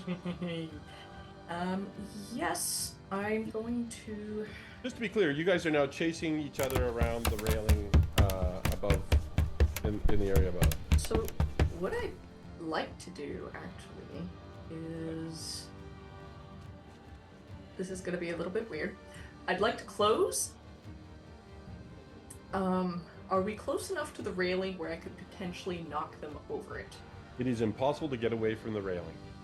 Okay. It is a 5-foot wide walkway around the top, so absolutely they have no chance of getting away from the railing. So, I would like to do 3 things. But moving to get close enough to do this, Yes? I'd like to disarm them of their bow, and then I'd like to reposition them over the rail. That all sounds like terrible ideas that I don't approve of. That's okay. They're all athletics too, so it's fine. Okay. Banda's no good at athletics from what I recall. No, terrible. Just terrible. Well, that was the attempt to disarm. Is that acrobatics or yeah? That should not be acrobatic. Sorry, click the Please wrong try button. again. Do the thing. There it goes. And then, What's the disarm against? Remind me. 1 second. Let me pull that up. That is against the reflex DC. Okay. They have a pretty good reflex DC. So the disarm does not work. All right. And the reposition is against their fortitude DC. But it's only a 15. Yes. That does not succeed. Cool. Good try, good idea. And that's my turn. Roll better. All right. Excellent. So, field does nothing. JDR. Hey, it's me. I'm gonna pop in alcohol miniature in the mouth. At this point, with the amount of beer spraying around, you can simply open your mouth. For our people, this is not my actual attack. I have not attacked it. Then I'm gonna use Flurry of Blows to make 2 unarmed attacks for the price of 1 action, which is pretty neat. So, first attack, second attack. Okay, first attack is 7 damage plus a d6. You're still attacking Tormigan, right? Yeah. Okay, yeah. So that's so that's 12 points of damage. 7 bludgeoning, 5 spirit. Okay. Because I've imbibed. I'm stronger now. He takes that, doesn't even flinch. Nice. Can I try and trip him? You can. I believe it just requires me to have a hand free. Yeah, he's fine with you trying that. I don't like the sound of that. You know, the more information I get. Okay. So it's athletics check against target's reflex DC. So athletics. Nope. Well, they plus 11. Why? All right. you guys are learning. We're gonna learn about Tormagan one of these turns. It's his turn. You were done, correct? Mm-hmm. Yeah, that's all my actions. All right. You are still the focus of his attacks. He is mad. He is going to roll another 2.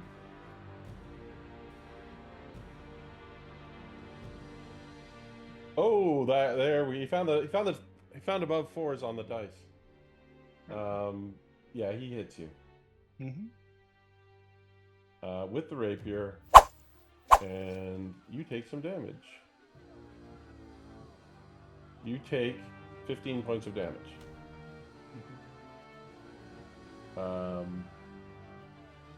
Plus 11 to his damage modifier. Yeah. Guy's got a 32 strength. Nope. He's got other stuff going on. Yeah. There are a lot of ways to add modifiers to your attacks. Goodness gracious. Ouch. Third attack. Misses. All right, that's him. Oh no, that's not all he's gonna do. He's gonna say, "You don't need to be doing this. There are other ways that you could exit this situation, and one of them is to exit the door." All right, next up is the bandits. This one's going to shift over here. I'm sure you wouldn't stab me on the back on the way out. The other one's gonna stay where it is. Reflex saves from Tormagan, Jadior, and Briala.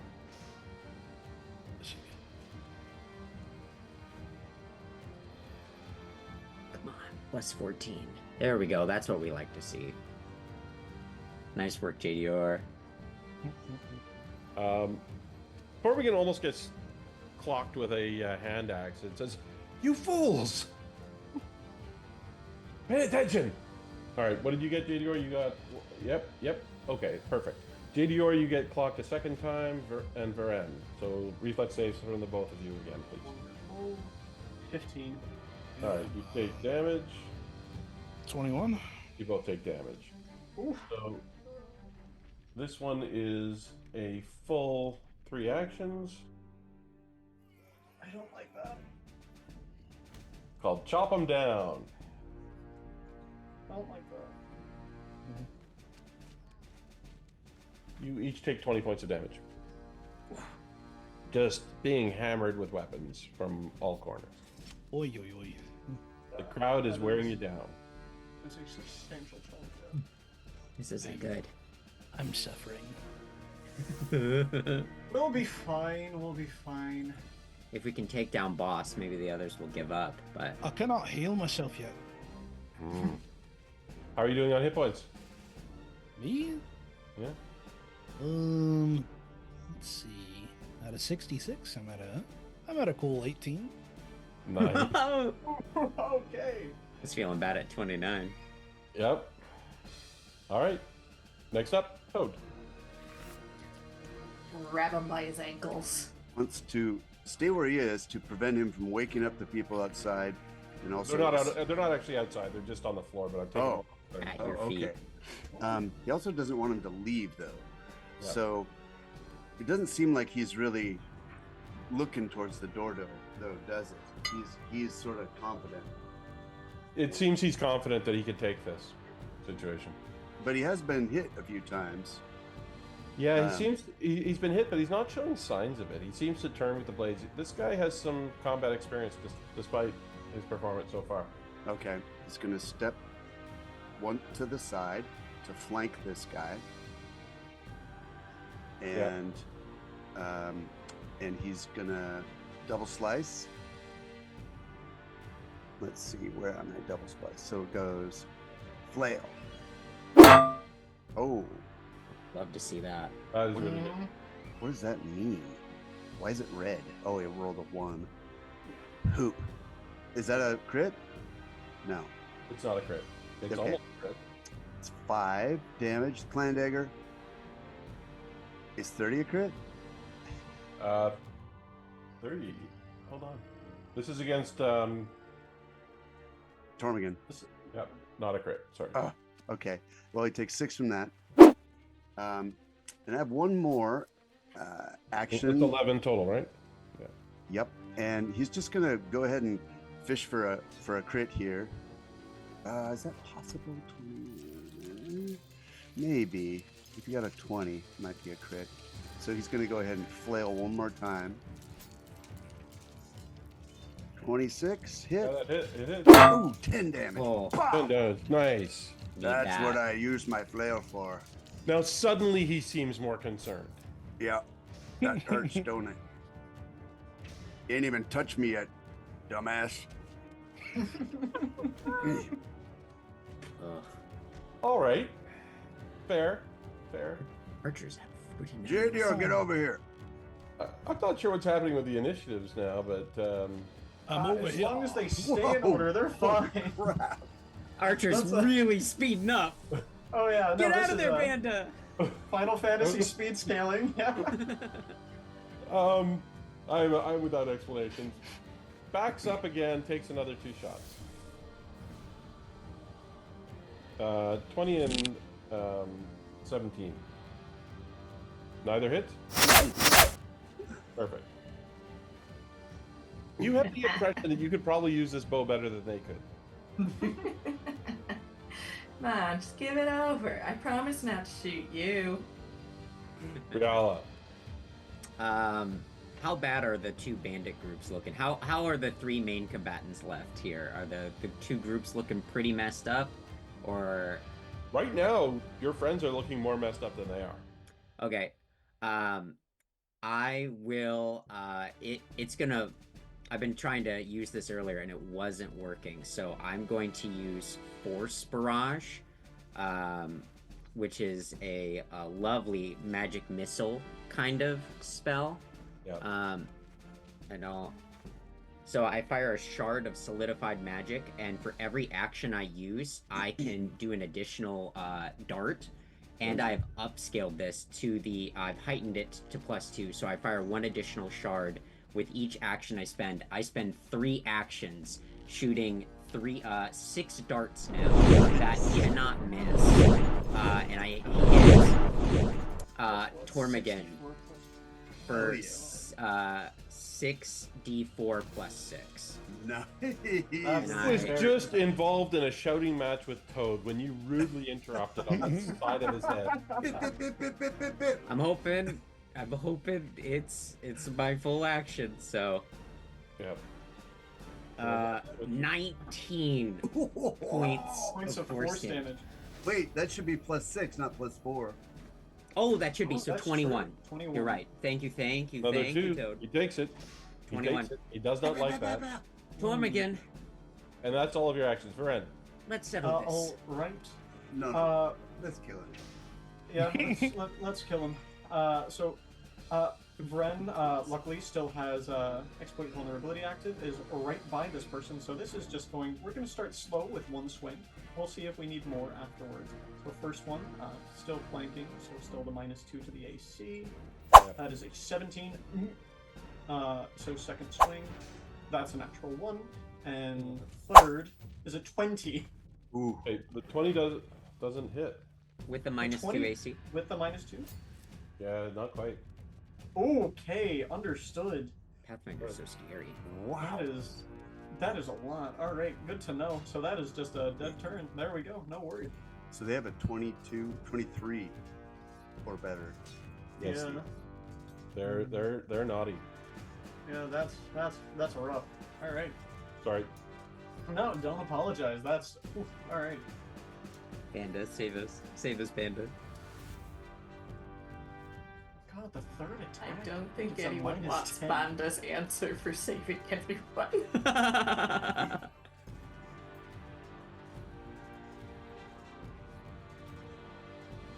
All right.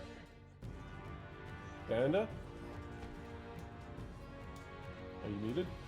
Another attempt to disarm. Yes. Oh, I have to roll that. Come on. Damn. Not great. You know what? Screw that. I'm just gonna haul off and punch him.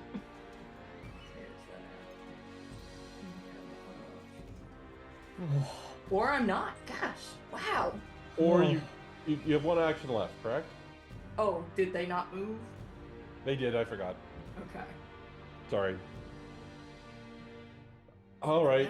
Yeah. That's not as cinematic as I wanted that to be, but Just a little slap to the face, I guess. Yeah. Kind of a... I'm just at this point. I'm just waiting for one of them to topple off the edge and against the bar top. All right. A couple of the people leave. They find ways to get out of this room. A couple of people are filtering out. They do no longer want to play this game. Idiot. Yippee! JD or sunder him. Guess I'll just attack. It's not really a choice. All right. Oh, 31. Oh, That's got to be it. First attack at a D6. Is that on? Tormenting.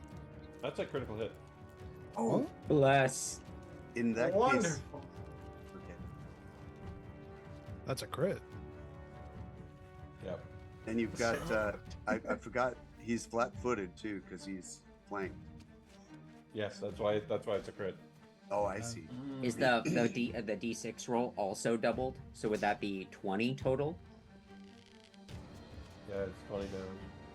Bam! Nice job. Nice. Oh, you work. suckered him with that one. Yeah. Okay. But he's not down, so. Not down. Get him again. You know what? You've seen a lot of fights. Mhm. This guy's taking a beating and he's still not looking close. He's not looking close. Well, we're So I not got close. attack. Oh, baby. Whoa! Ho, ho, ho! You got a crit. Okay, now he's looking closer. That's a critical. Love to see that. That's Crit a damage. solid one. 24. That's 31 damage. Wow. Wow. I'll describe what's happening after. Third strike just. You should get over to me. Sorry, Toad. Get over here, JDR. Wow, JDR. Oh. That was amazing. He Wow, saw. that's a good one. All right, then I will, I guess, stride over to Toad. Because Toad is yelling at me for some strange reason. Yep. How the blows go for JDR is JDR has been getting eaten alive by all the weapons in this this combat. But as he gets more and more injured, he doesn't get he's not like more scared. I think he's numb. I think he's internalized the feeling of of like drunkenness so much that he just gets more sort of like he's swaying more. Everyone body has feels found. numb. Everyone has found their flow. Yeah. But it's a flow of beer, your flurry of blows and drunken mayhem, or Banda's game of chase the archer around the ring. Oh yeah, and I think JDR hits him in the gut and then brings both hands back and claps on his head, Nice. Oh, and then and then circles him towards Toad. Got it. All right. Well, he's up. He seems to reassess in this moment.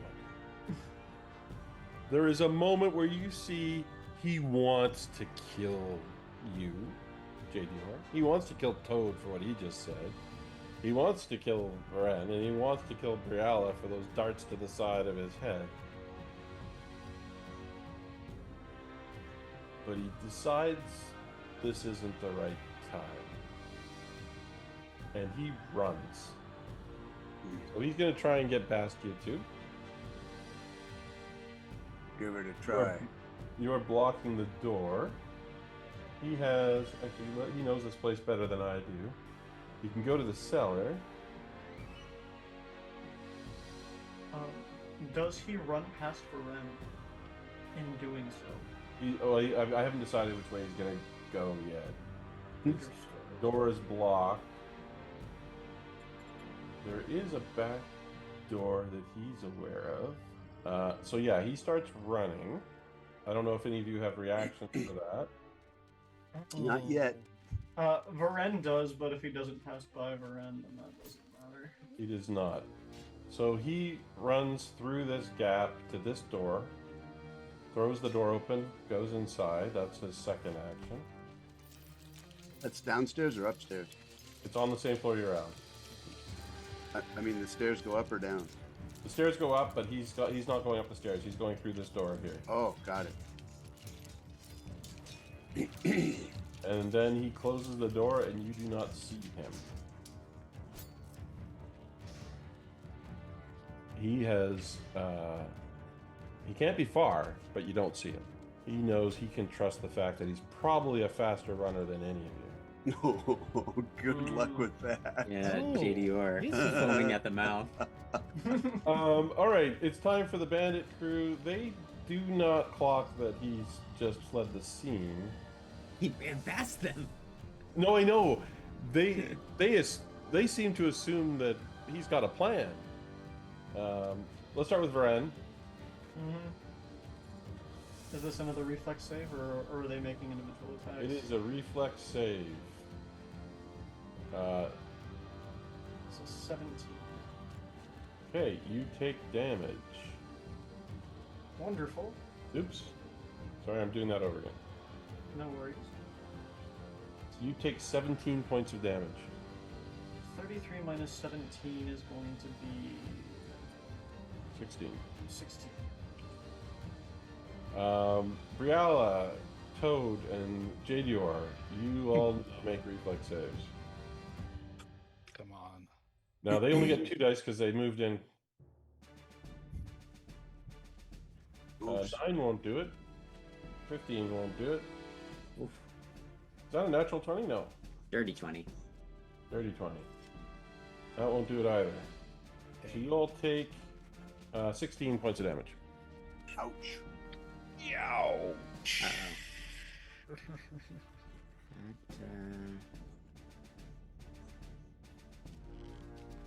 All right. Toad. Yeah, I turn to JDR, give him 18 hit points. I place one hand. I have to drop my. I have to sheath my clan dagger, place a hand on him, and just say, "Katifus is in you. He's with us now." And you feel warmth stream through, and you feel some of your wounds closing up. 18 hit points. Nice. And then he's going to draw his clan dagger, and he's actually gonna go out here. 1, 2, 3. Oh no, he's not. We can get this guy later.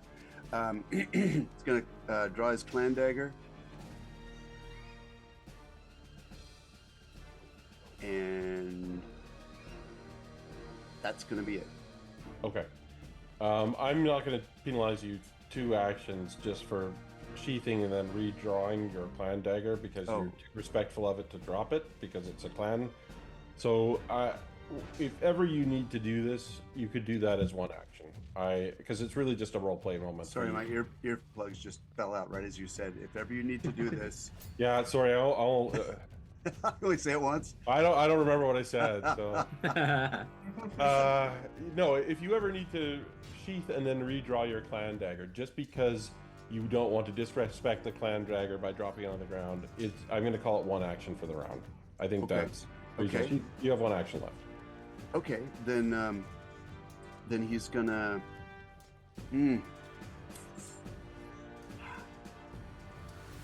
Can you move through an ally's space freely?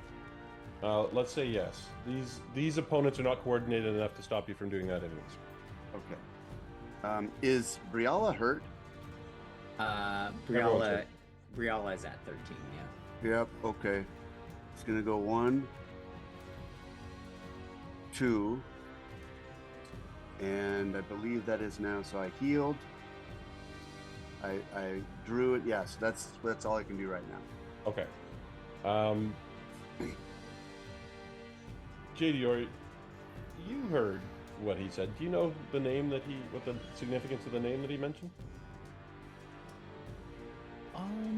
Who? I don't have any religious lore, so I'm gonna say no. Okay. Briala, you're close enough. Loren, you're close enough. Do either of you? Would Bren be able to use esoteric or academia lore for that, or no? No. Let's use religion. Oh, we can roll religion. Or elf. No. Yeah, 21 for lore elf, but I can also do religion if you prefer. No, elf is actually pretty good. Toad, what do you want to? What would Briala know? He's a very elven god. You wouldn't have thought any dwarves would be interested in him, but he is a hunter nature god of the elves who is. How much do you know? Lots about this, or am I giving you just a? So that's probably enough for the Okay. immediate surprise value, right? yeah, beautiful, graceful, very elven. Not something you would have expected Toad to say when in the middle of combat, perhaps. All right, that's Toad. Thanks, Toad. The archer.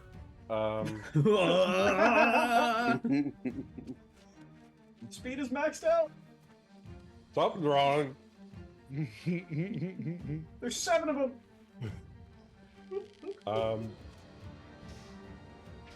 The archer's gonna try something. Okay. He's gonna try and move you over the railing. Yep. Okay. Yep. Why do they have 99? We don't know. It's a redundancy thing with the turn order and everything like that when you modify. Ooh. What's your fortitude DC? My fortitude DC is. It could be nat 20, so it doesn't matter. Sorry, what's that? What is my fortitude DC? It's 10 It is- plus your fort save modifier. Okay, so that should be 19. That doesn't sound right. Do you not roll a fortitude save? No. I don't know. You have the. Can you post the ability? Because you were going to use it on them. Can you post the ability to the chat just for speed's sake? The reposition. Oh, yeah. 1 second.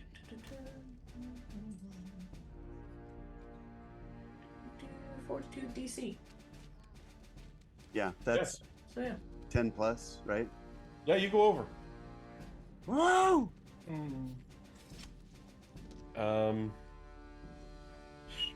You take 6 points of damage and you land back on the main floor. Huh. Does a table full of nuts and cherries block his fall? Yeah, I would say there's absolutely foodstuffs and drinks of all sorts just crashing everywhere. The table breaks. There's a huge clatter. Banda rejoins the group. Oh, Banda, good to see you again. Nah. Where'd he go? That way. The archer's not actually done. Ready's the bow. Let's roll. Can't clock Banda sees the rest of you. Let's do a die 4 to see who the archer's shooting with their last action. Starting with Briala going counterclockwise, we've got a JDR. Alright. Misses you. What's your AC again? 22. Yeah, misses you. Not even close. Love that. Alright, that's the archer. Now Briala. Briala, go for it.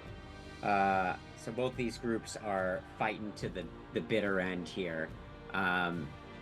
Well, let's give you this. You can see it's a coalescent group of a bunch of bandits, and some of the bandits are looking over their shoulders at where Tormagan went. Some of them are frothing at the mouth and fighting, but you could do something if you wanted to try to demoralize them. You could try to if you have a strong diplomacy, you could take some steps that are not simple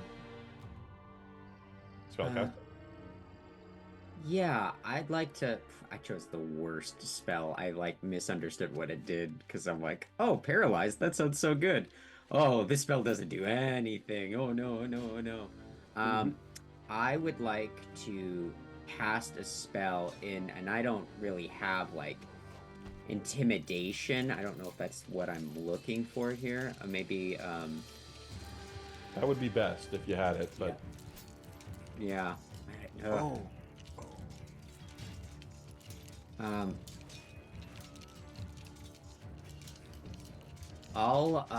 I'd like to. I don't have deception either because I'm not a stupid liar. Yeah, I think I just gotta keep chugging along here. So I think I'm going to.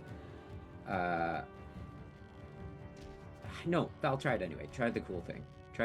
I'll use a telekinetic maneuver here. And I'm going to attempt to like slam my staff on the ground, and I'm going to try and disarm the worst looking group. The whole group, as it is considered one creature, so it is like the 10 or so people that are here. I want to attempt to disarm all of them and say, "The fighting is over!" and try to knock all of their weapons out of their hands at the exact same time. fantastic. Let's do it.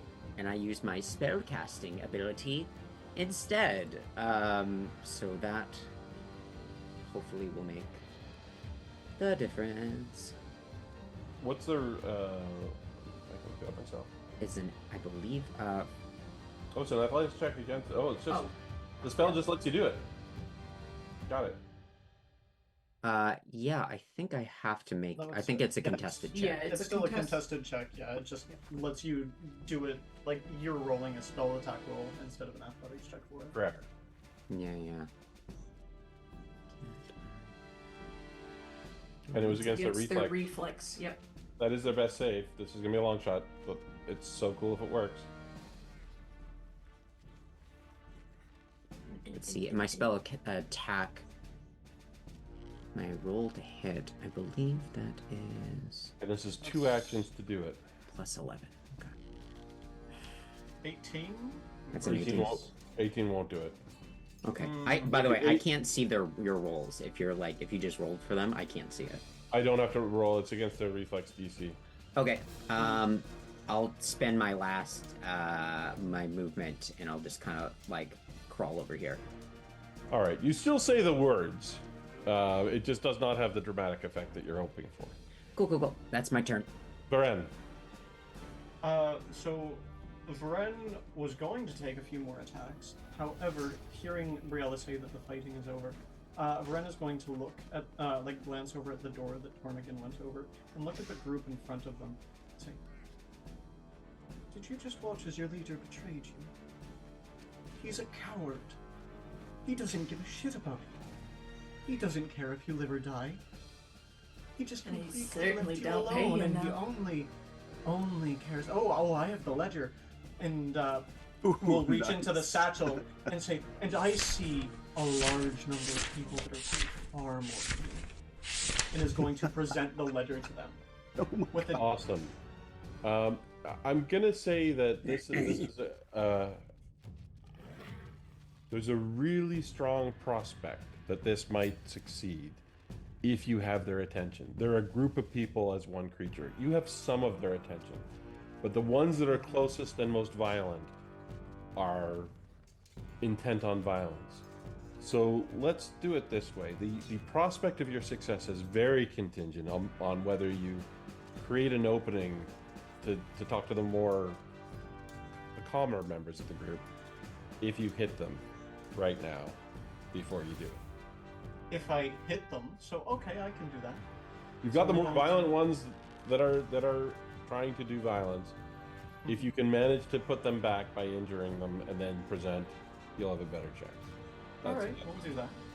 All right, no worries. So that's a strike with the. That's a 24. 24 hits. 24 hits, wonderful. So that is going to be plus 8 because it's still doing area damage. Plus another 4 because I get a plus 2 to each of the damage dice that I roll. Yes. So that's plus 12 total for this. Yes. So that's 17 points of area damage with a rapier. Is that including the +8? That is including all of the modifiers, yeah. Okay. Fantastic. What does that look like? So technically it's still piercing damage. It just like the way that it works is it makes it like act as if it's doing that type of damage. So it's like there's 20 rapiers.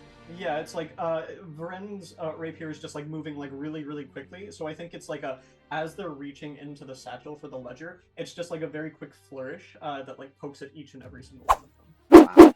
And more importantly, discourages the ones who are most intent on violence. Now make your you're either making a demoralize or diplomacy check. So demoralize would be what? Intimidation? Intimidation.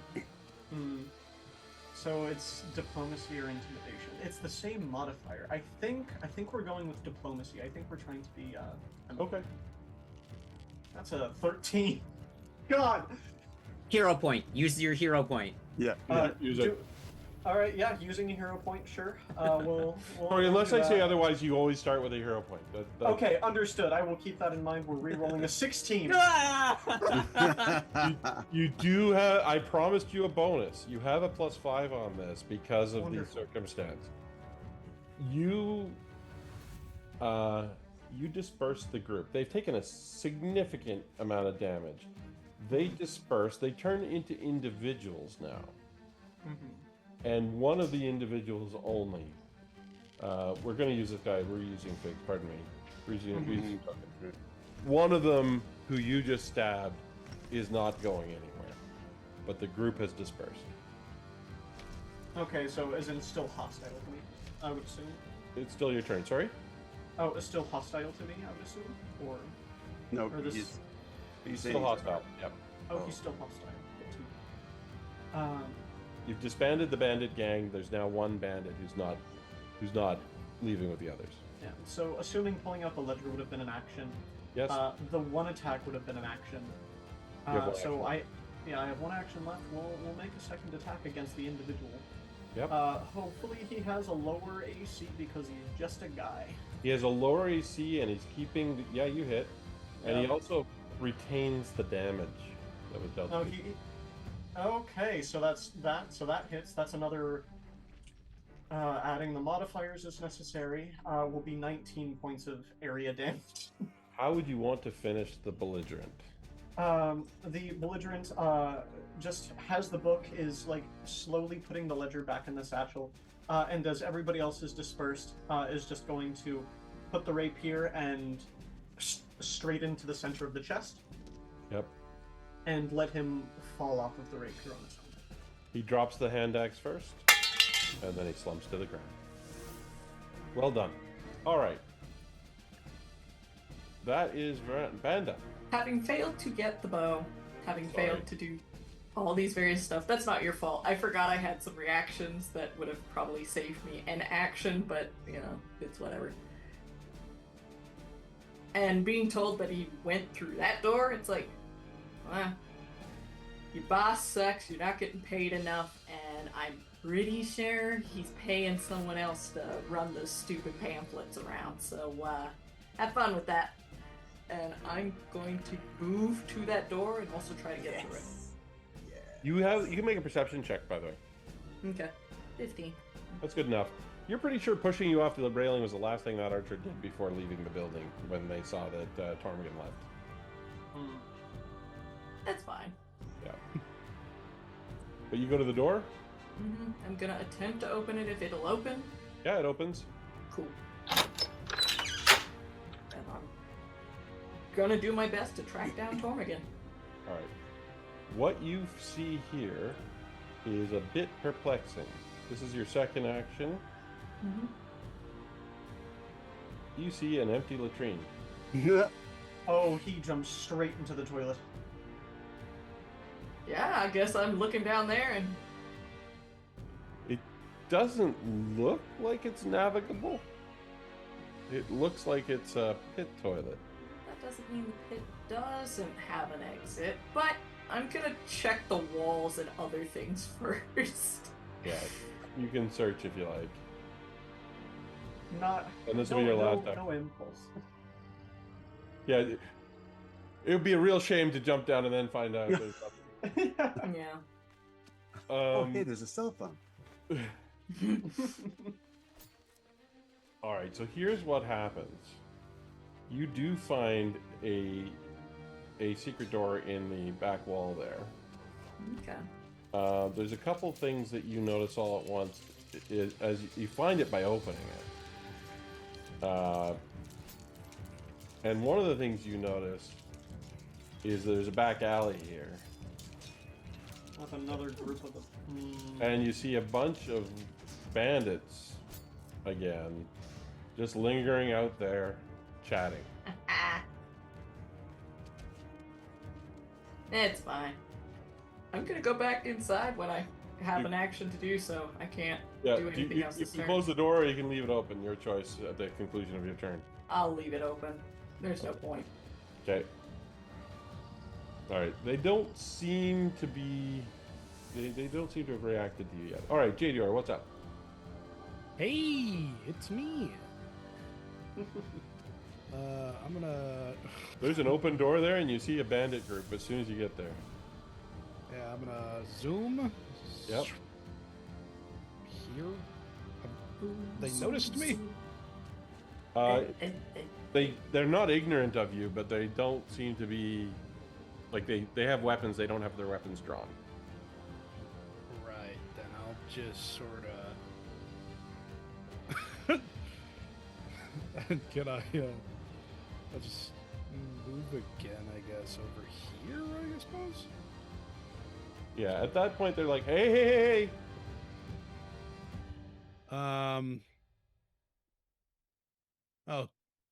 Tormund can send me. Roll a deception. It's the Please most, let them be dumb.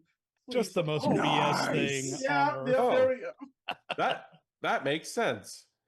Carry on, good sir. All right, so do you move again? Oh, Yeah. So my movement from you're only one round behind him, aren't you? 15 feet. Well, he moves 50 around. 15 50. feet. So that means I have 25 left. Yeah. I should tell you this. Yeah. Zoom. So, like right here, I think. Like right there. Yeah, you can see him.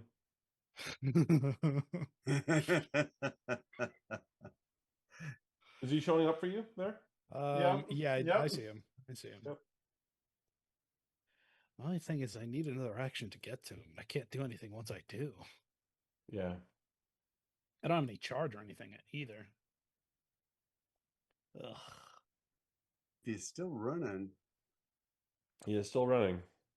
Still running, huh? Do I have any? You Wait. see his eyes widen when he sees you come tearing around the corner. Hold up there, buddy. Shoot, if you still have an action left, you can try to get ahead and get closer. I have an action. I have a grappling hook. Oh, please. Is there Do a it. way that I use that? As a game runner, I try to discourage creative use of skills, abilities, and items. So I can't think of a way. Can you think of a way? I guess I have to use it sort of like a. Is it on your person? Time to go What fishing. is the range of the grapple? Grappling hook, you can throw an grappling hook with a rope tied to it to make a climb easier, and obviously not in this case. I don't know how long it is. How long is the rope in your inventory? Yeah, it's probably a 50 standard D&D 50 rope. Well, the rope in my inventory is 50 feet. I don't know if that equates to grappling hook being 50 feet, but if it is. It just ties on the end of the rope. Improvised weapon. You're not going to be at a high DC, but a high hit roll. But you can try it. Roll it. I can try it. Was this pure dex? It's going to be a ranged attack. A ranged attack. Just to snag him, then it's gonna be a grapple. Boy, I wish it had the thing for just a ranged attack. Let's roll a die 20, see if it matters, because he's got a decent That's true. his AC's gone down. That's true. If it's a bad roll, then it's just Yeah. All right, so no. But worth a shot. Sure. It's his turn. He runs. We're gonna do that as a chase scene once we figure out what else is going on. The remaining crew is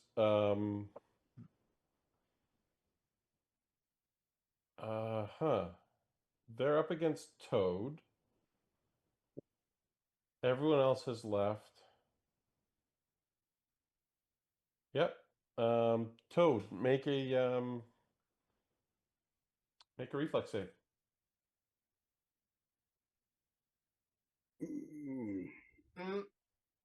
Not quite what you needed there. Okay. All right, you take 21 points of damage. Okay. They're just thundering into you. There's no other targets there for them. And that's them. It's up to you, Toad. Okay. Have they taken any damage? Can I tell? Yeah, they've taken some damage. Okay. Well, he's gonna tell him your boss just left you, and I could do this all day. Mm. He sheaths his dagger, puts his hand on his chest, and the wounds that are visible heal right up. Yep. Draws his weapon and says, but like I said, I'm hardly breathing yet, so let's do this. And he does a slice. Got it. Actually, no, it's not a slice. It's just a single swat with the cold iron flail. It doesn't look like it hits though. It does not hit. No. Okay. All right. Do you want to? I'll give you a free demoralize on that if you want to make an intimidate roll. He's not real. I didn't think so, but that's. Whoops, that was medicine. Yeah. Yeah. Yeah. They're. I mean, some of them are listening. Some of them are listening. Yep. Mostly, he was just stating a fact.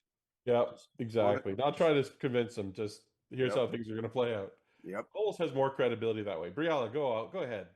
I'm quickly flipping through my tome of spell books, covered like blood dripping down my face. I'm like trying to push it out of my eyes as I like this. I can do this, and I will use my drain bonded item action, which allows me to drain my spell to gain an additional spell slot for a spell I've already casted today. Yes. And the spell I would like to do, if this group isn't looking to leave, looking to get out of this situation, is I think Force Barrage treated us quite well. So I think I'm going to do another Force Barrage. Do it. But I will use, now that this works correctly, I will do all three of my actions to do that again. So it'll be 6d4 plus 6 against this group. And, well, shoot for the stars. Roll it. 20. Well, I rolled d6s. Ha ha ha. Let me re-roll that. Wasn't that fun? It was fun. I enjoyed it. 20, though. 20 is real good. And I'll say, hey, I wasn't kidding earlier. The fighting is really done. Please. You really don't. I don't want to kill all of you. If only you weren't bleeding a lot when you said that.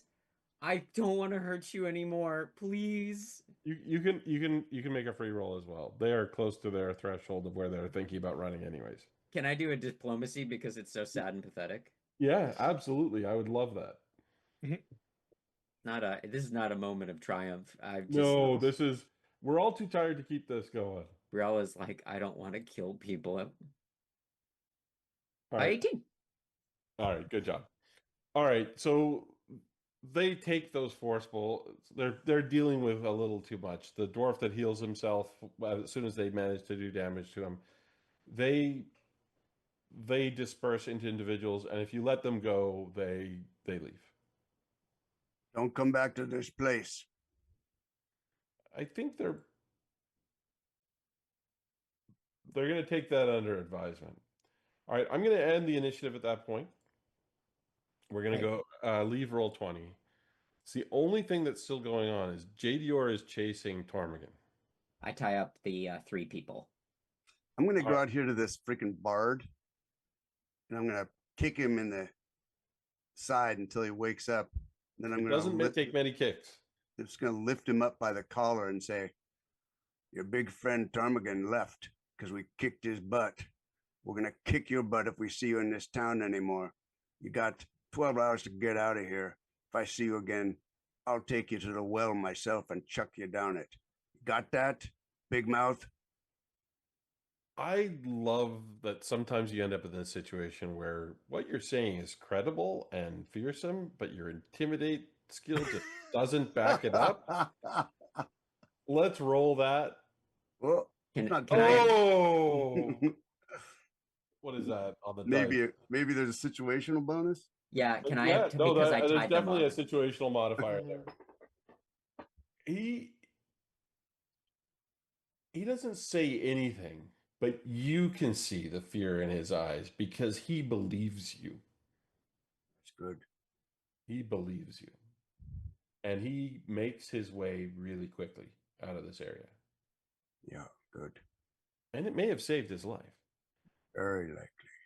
I want to cut to JDR. Yeah. JDR, you have a choice to make. Your friends cannot catch up with you. You are wounded. And this guy does not look like he's finished. He's just looking like he doesn't like taking damage. So at some point, you can run circles around him, but you need to tell me what's your limit. What if he chooses to engage with you because you're the only one he's dealing with? That's the choice you've got to make.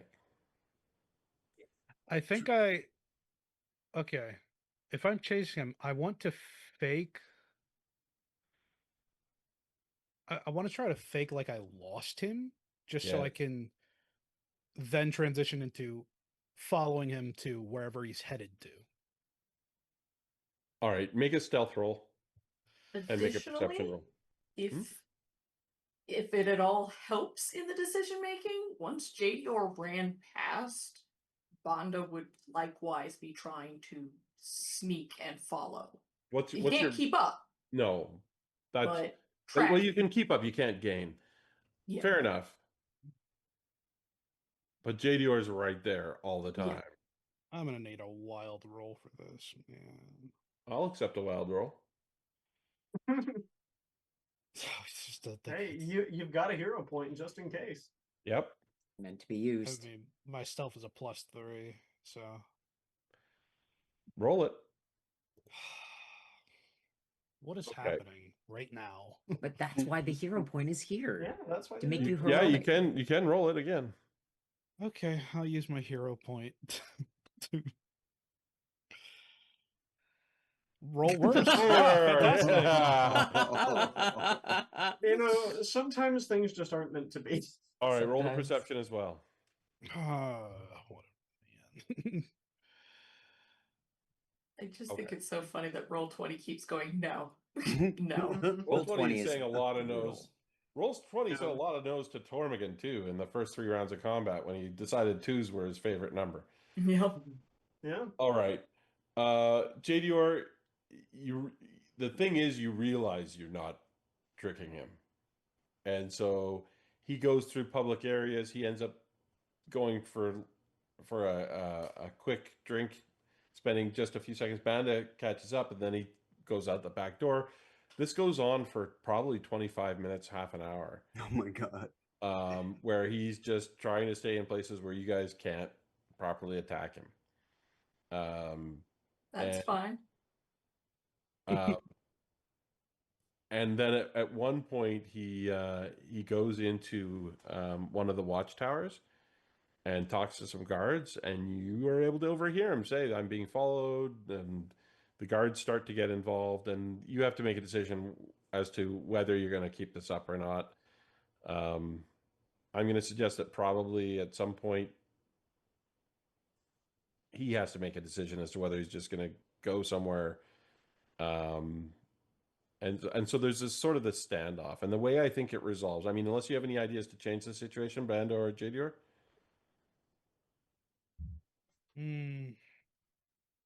Short of going, hey, this guy has been giving us problems and harassing people here, which again he hasn't personally done. Yeah.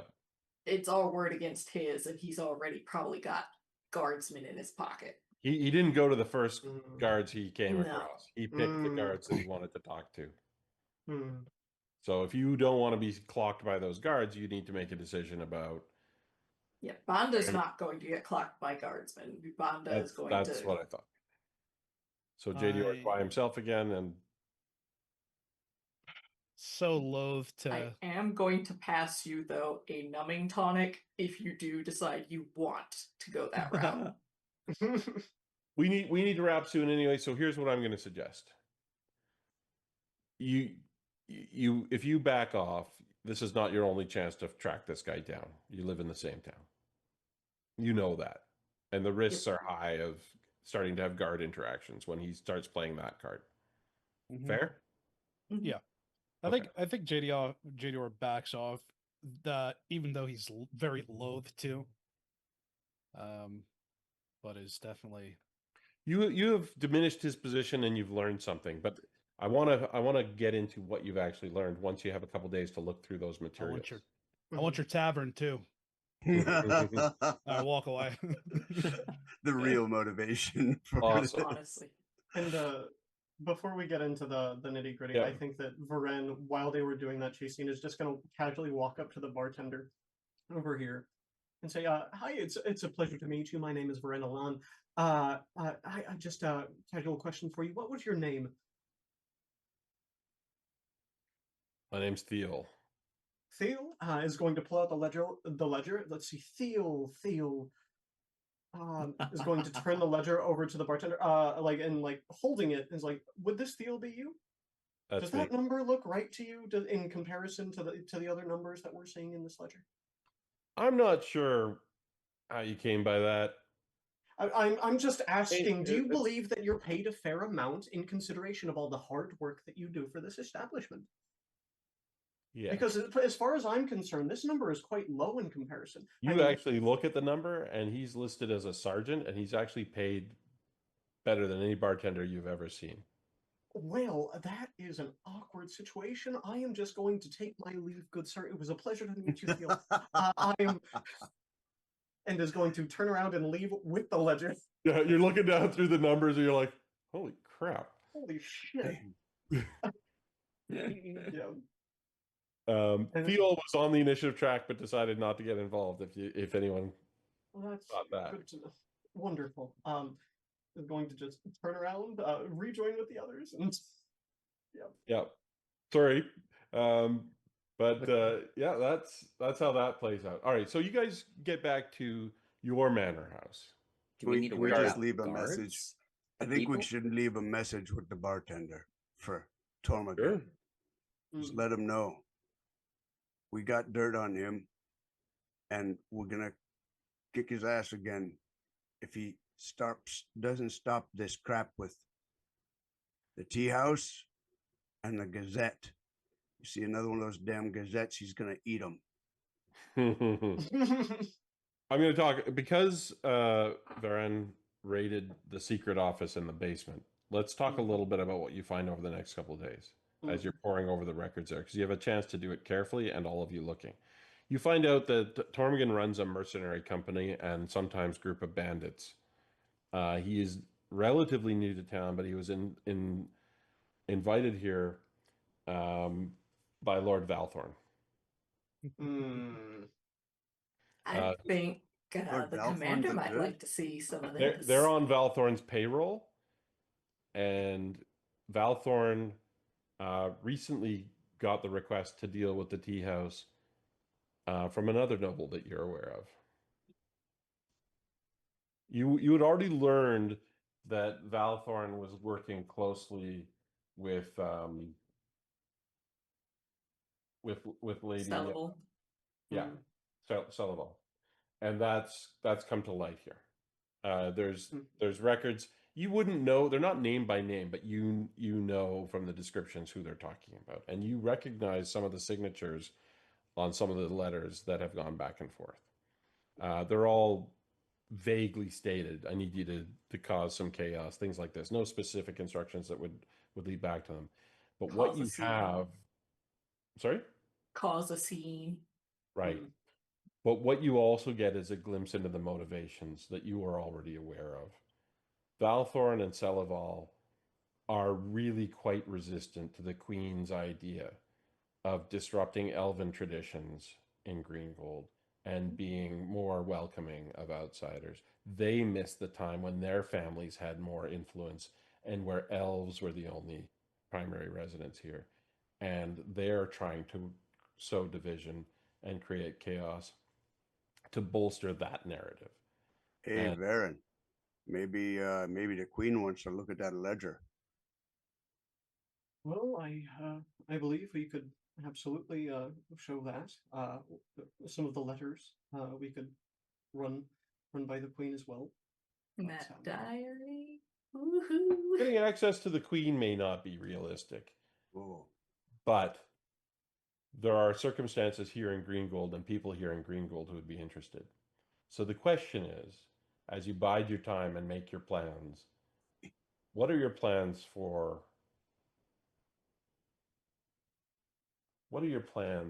your former erstwhile patrons? Because that's where we're going to go in Prelude number 3. Thanks, everyone. Oh, is this an on-screen thing, or we decide this later? We are going to start Prelude 3 with, I don't know, you guys get to decide. Is Valthorn a problem for you? We would like to damage him at the very least. We I would. think. So He's you already have behind bars. you have the avenues you can go for scheming and discrediting. You have the avenues you can go for with the other nobility here. There's a lot you can do. So bring your ideas. Or you could just assault his manor house. This is all up to you. We run a counter smear campaign. There's I'm bad game. media everywhere. Lady Sellable for Queen, down with Yeah. Valthorn is what she says. Newspapers. We put on a theatrical production that's smearing them. That's good. That's good. I hope someone has performance. We All right. do some cross sewing of dirt. It's fine. It's fine. All right. I think we need to respect the Mhm. clock. We have some ideas. I'd like to explore the manor house. I think we'll do that at the start of next session, and deal with some of the other, because there's going to be more downtime. So Toad, sorry, we'll come back to you. no problem. But thanks, everyone. That was great. I appreciate everyone's. The thing that rules might be the dice, but the ideas that drive your actions, they create the drama that the dice lead to. Thanks, everyone. Yeah, that was fun. Thank you. Write that on Briala's Thank you. tomb. Absolutely.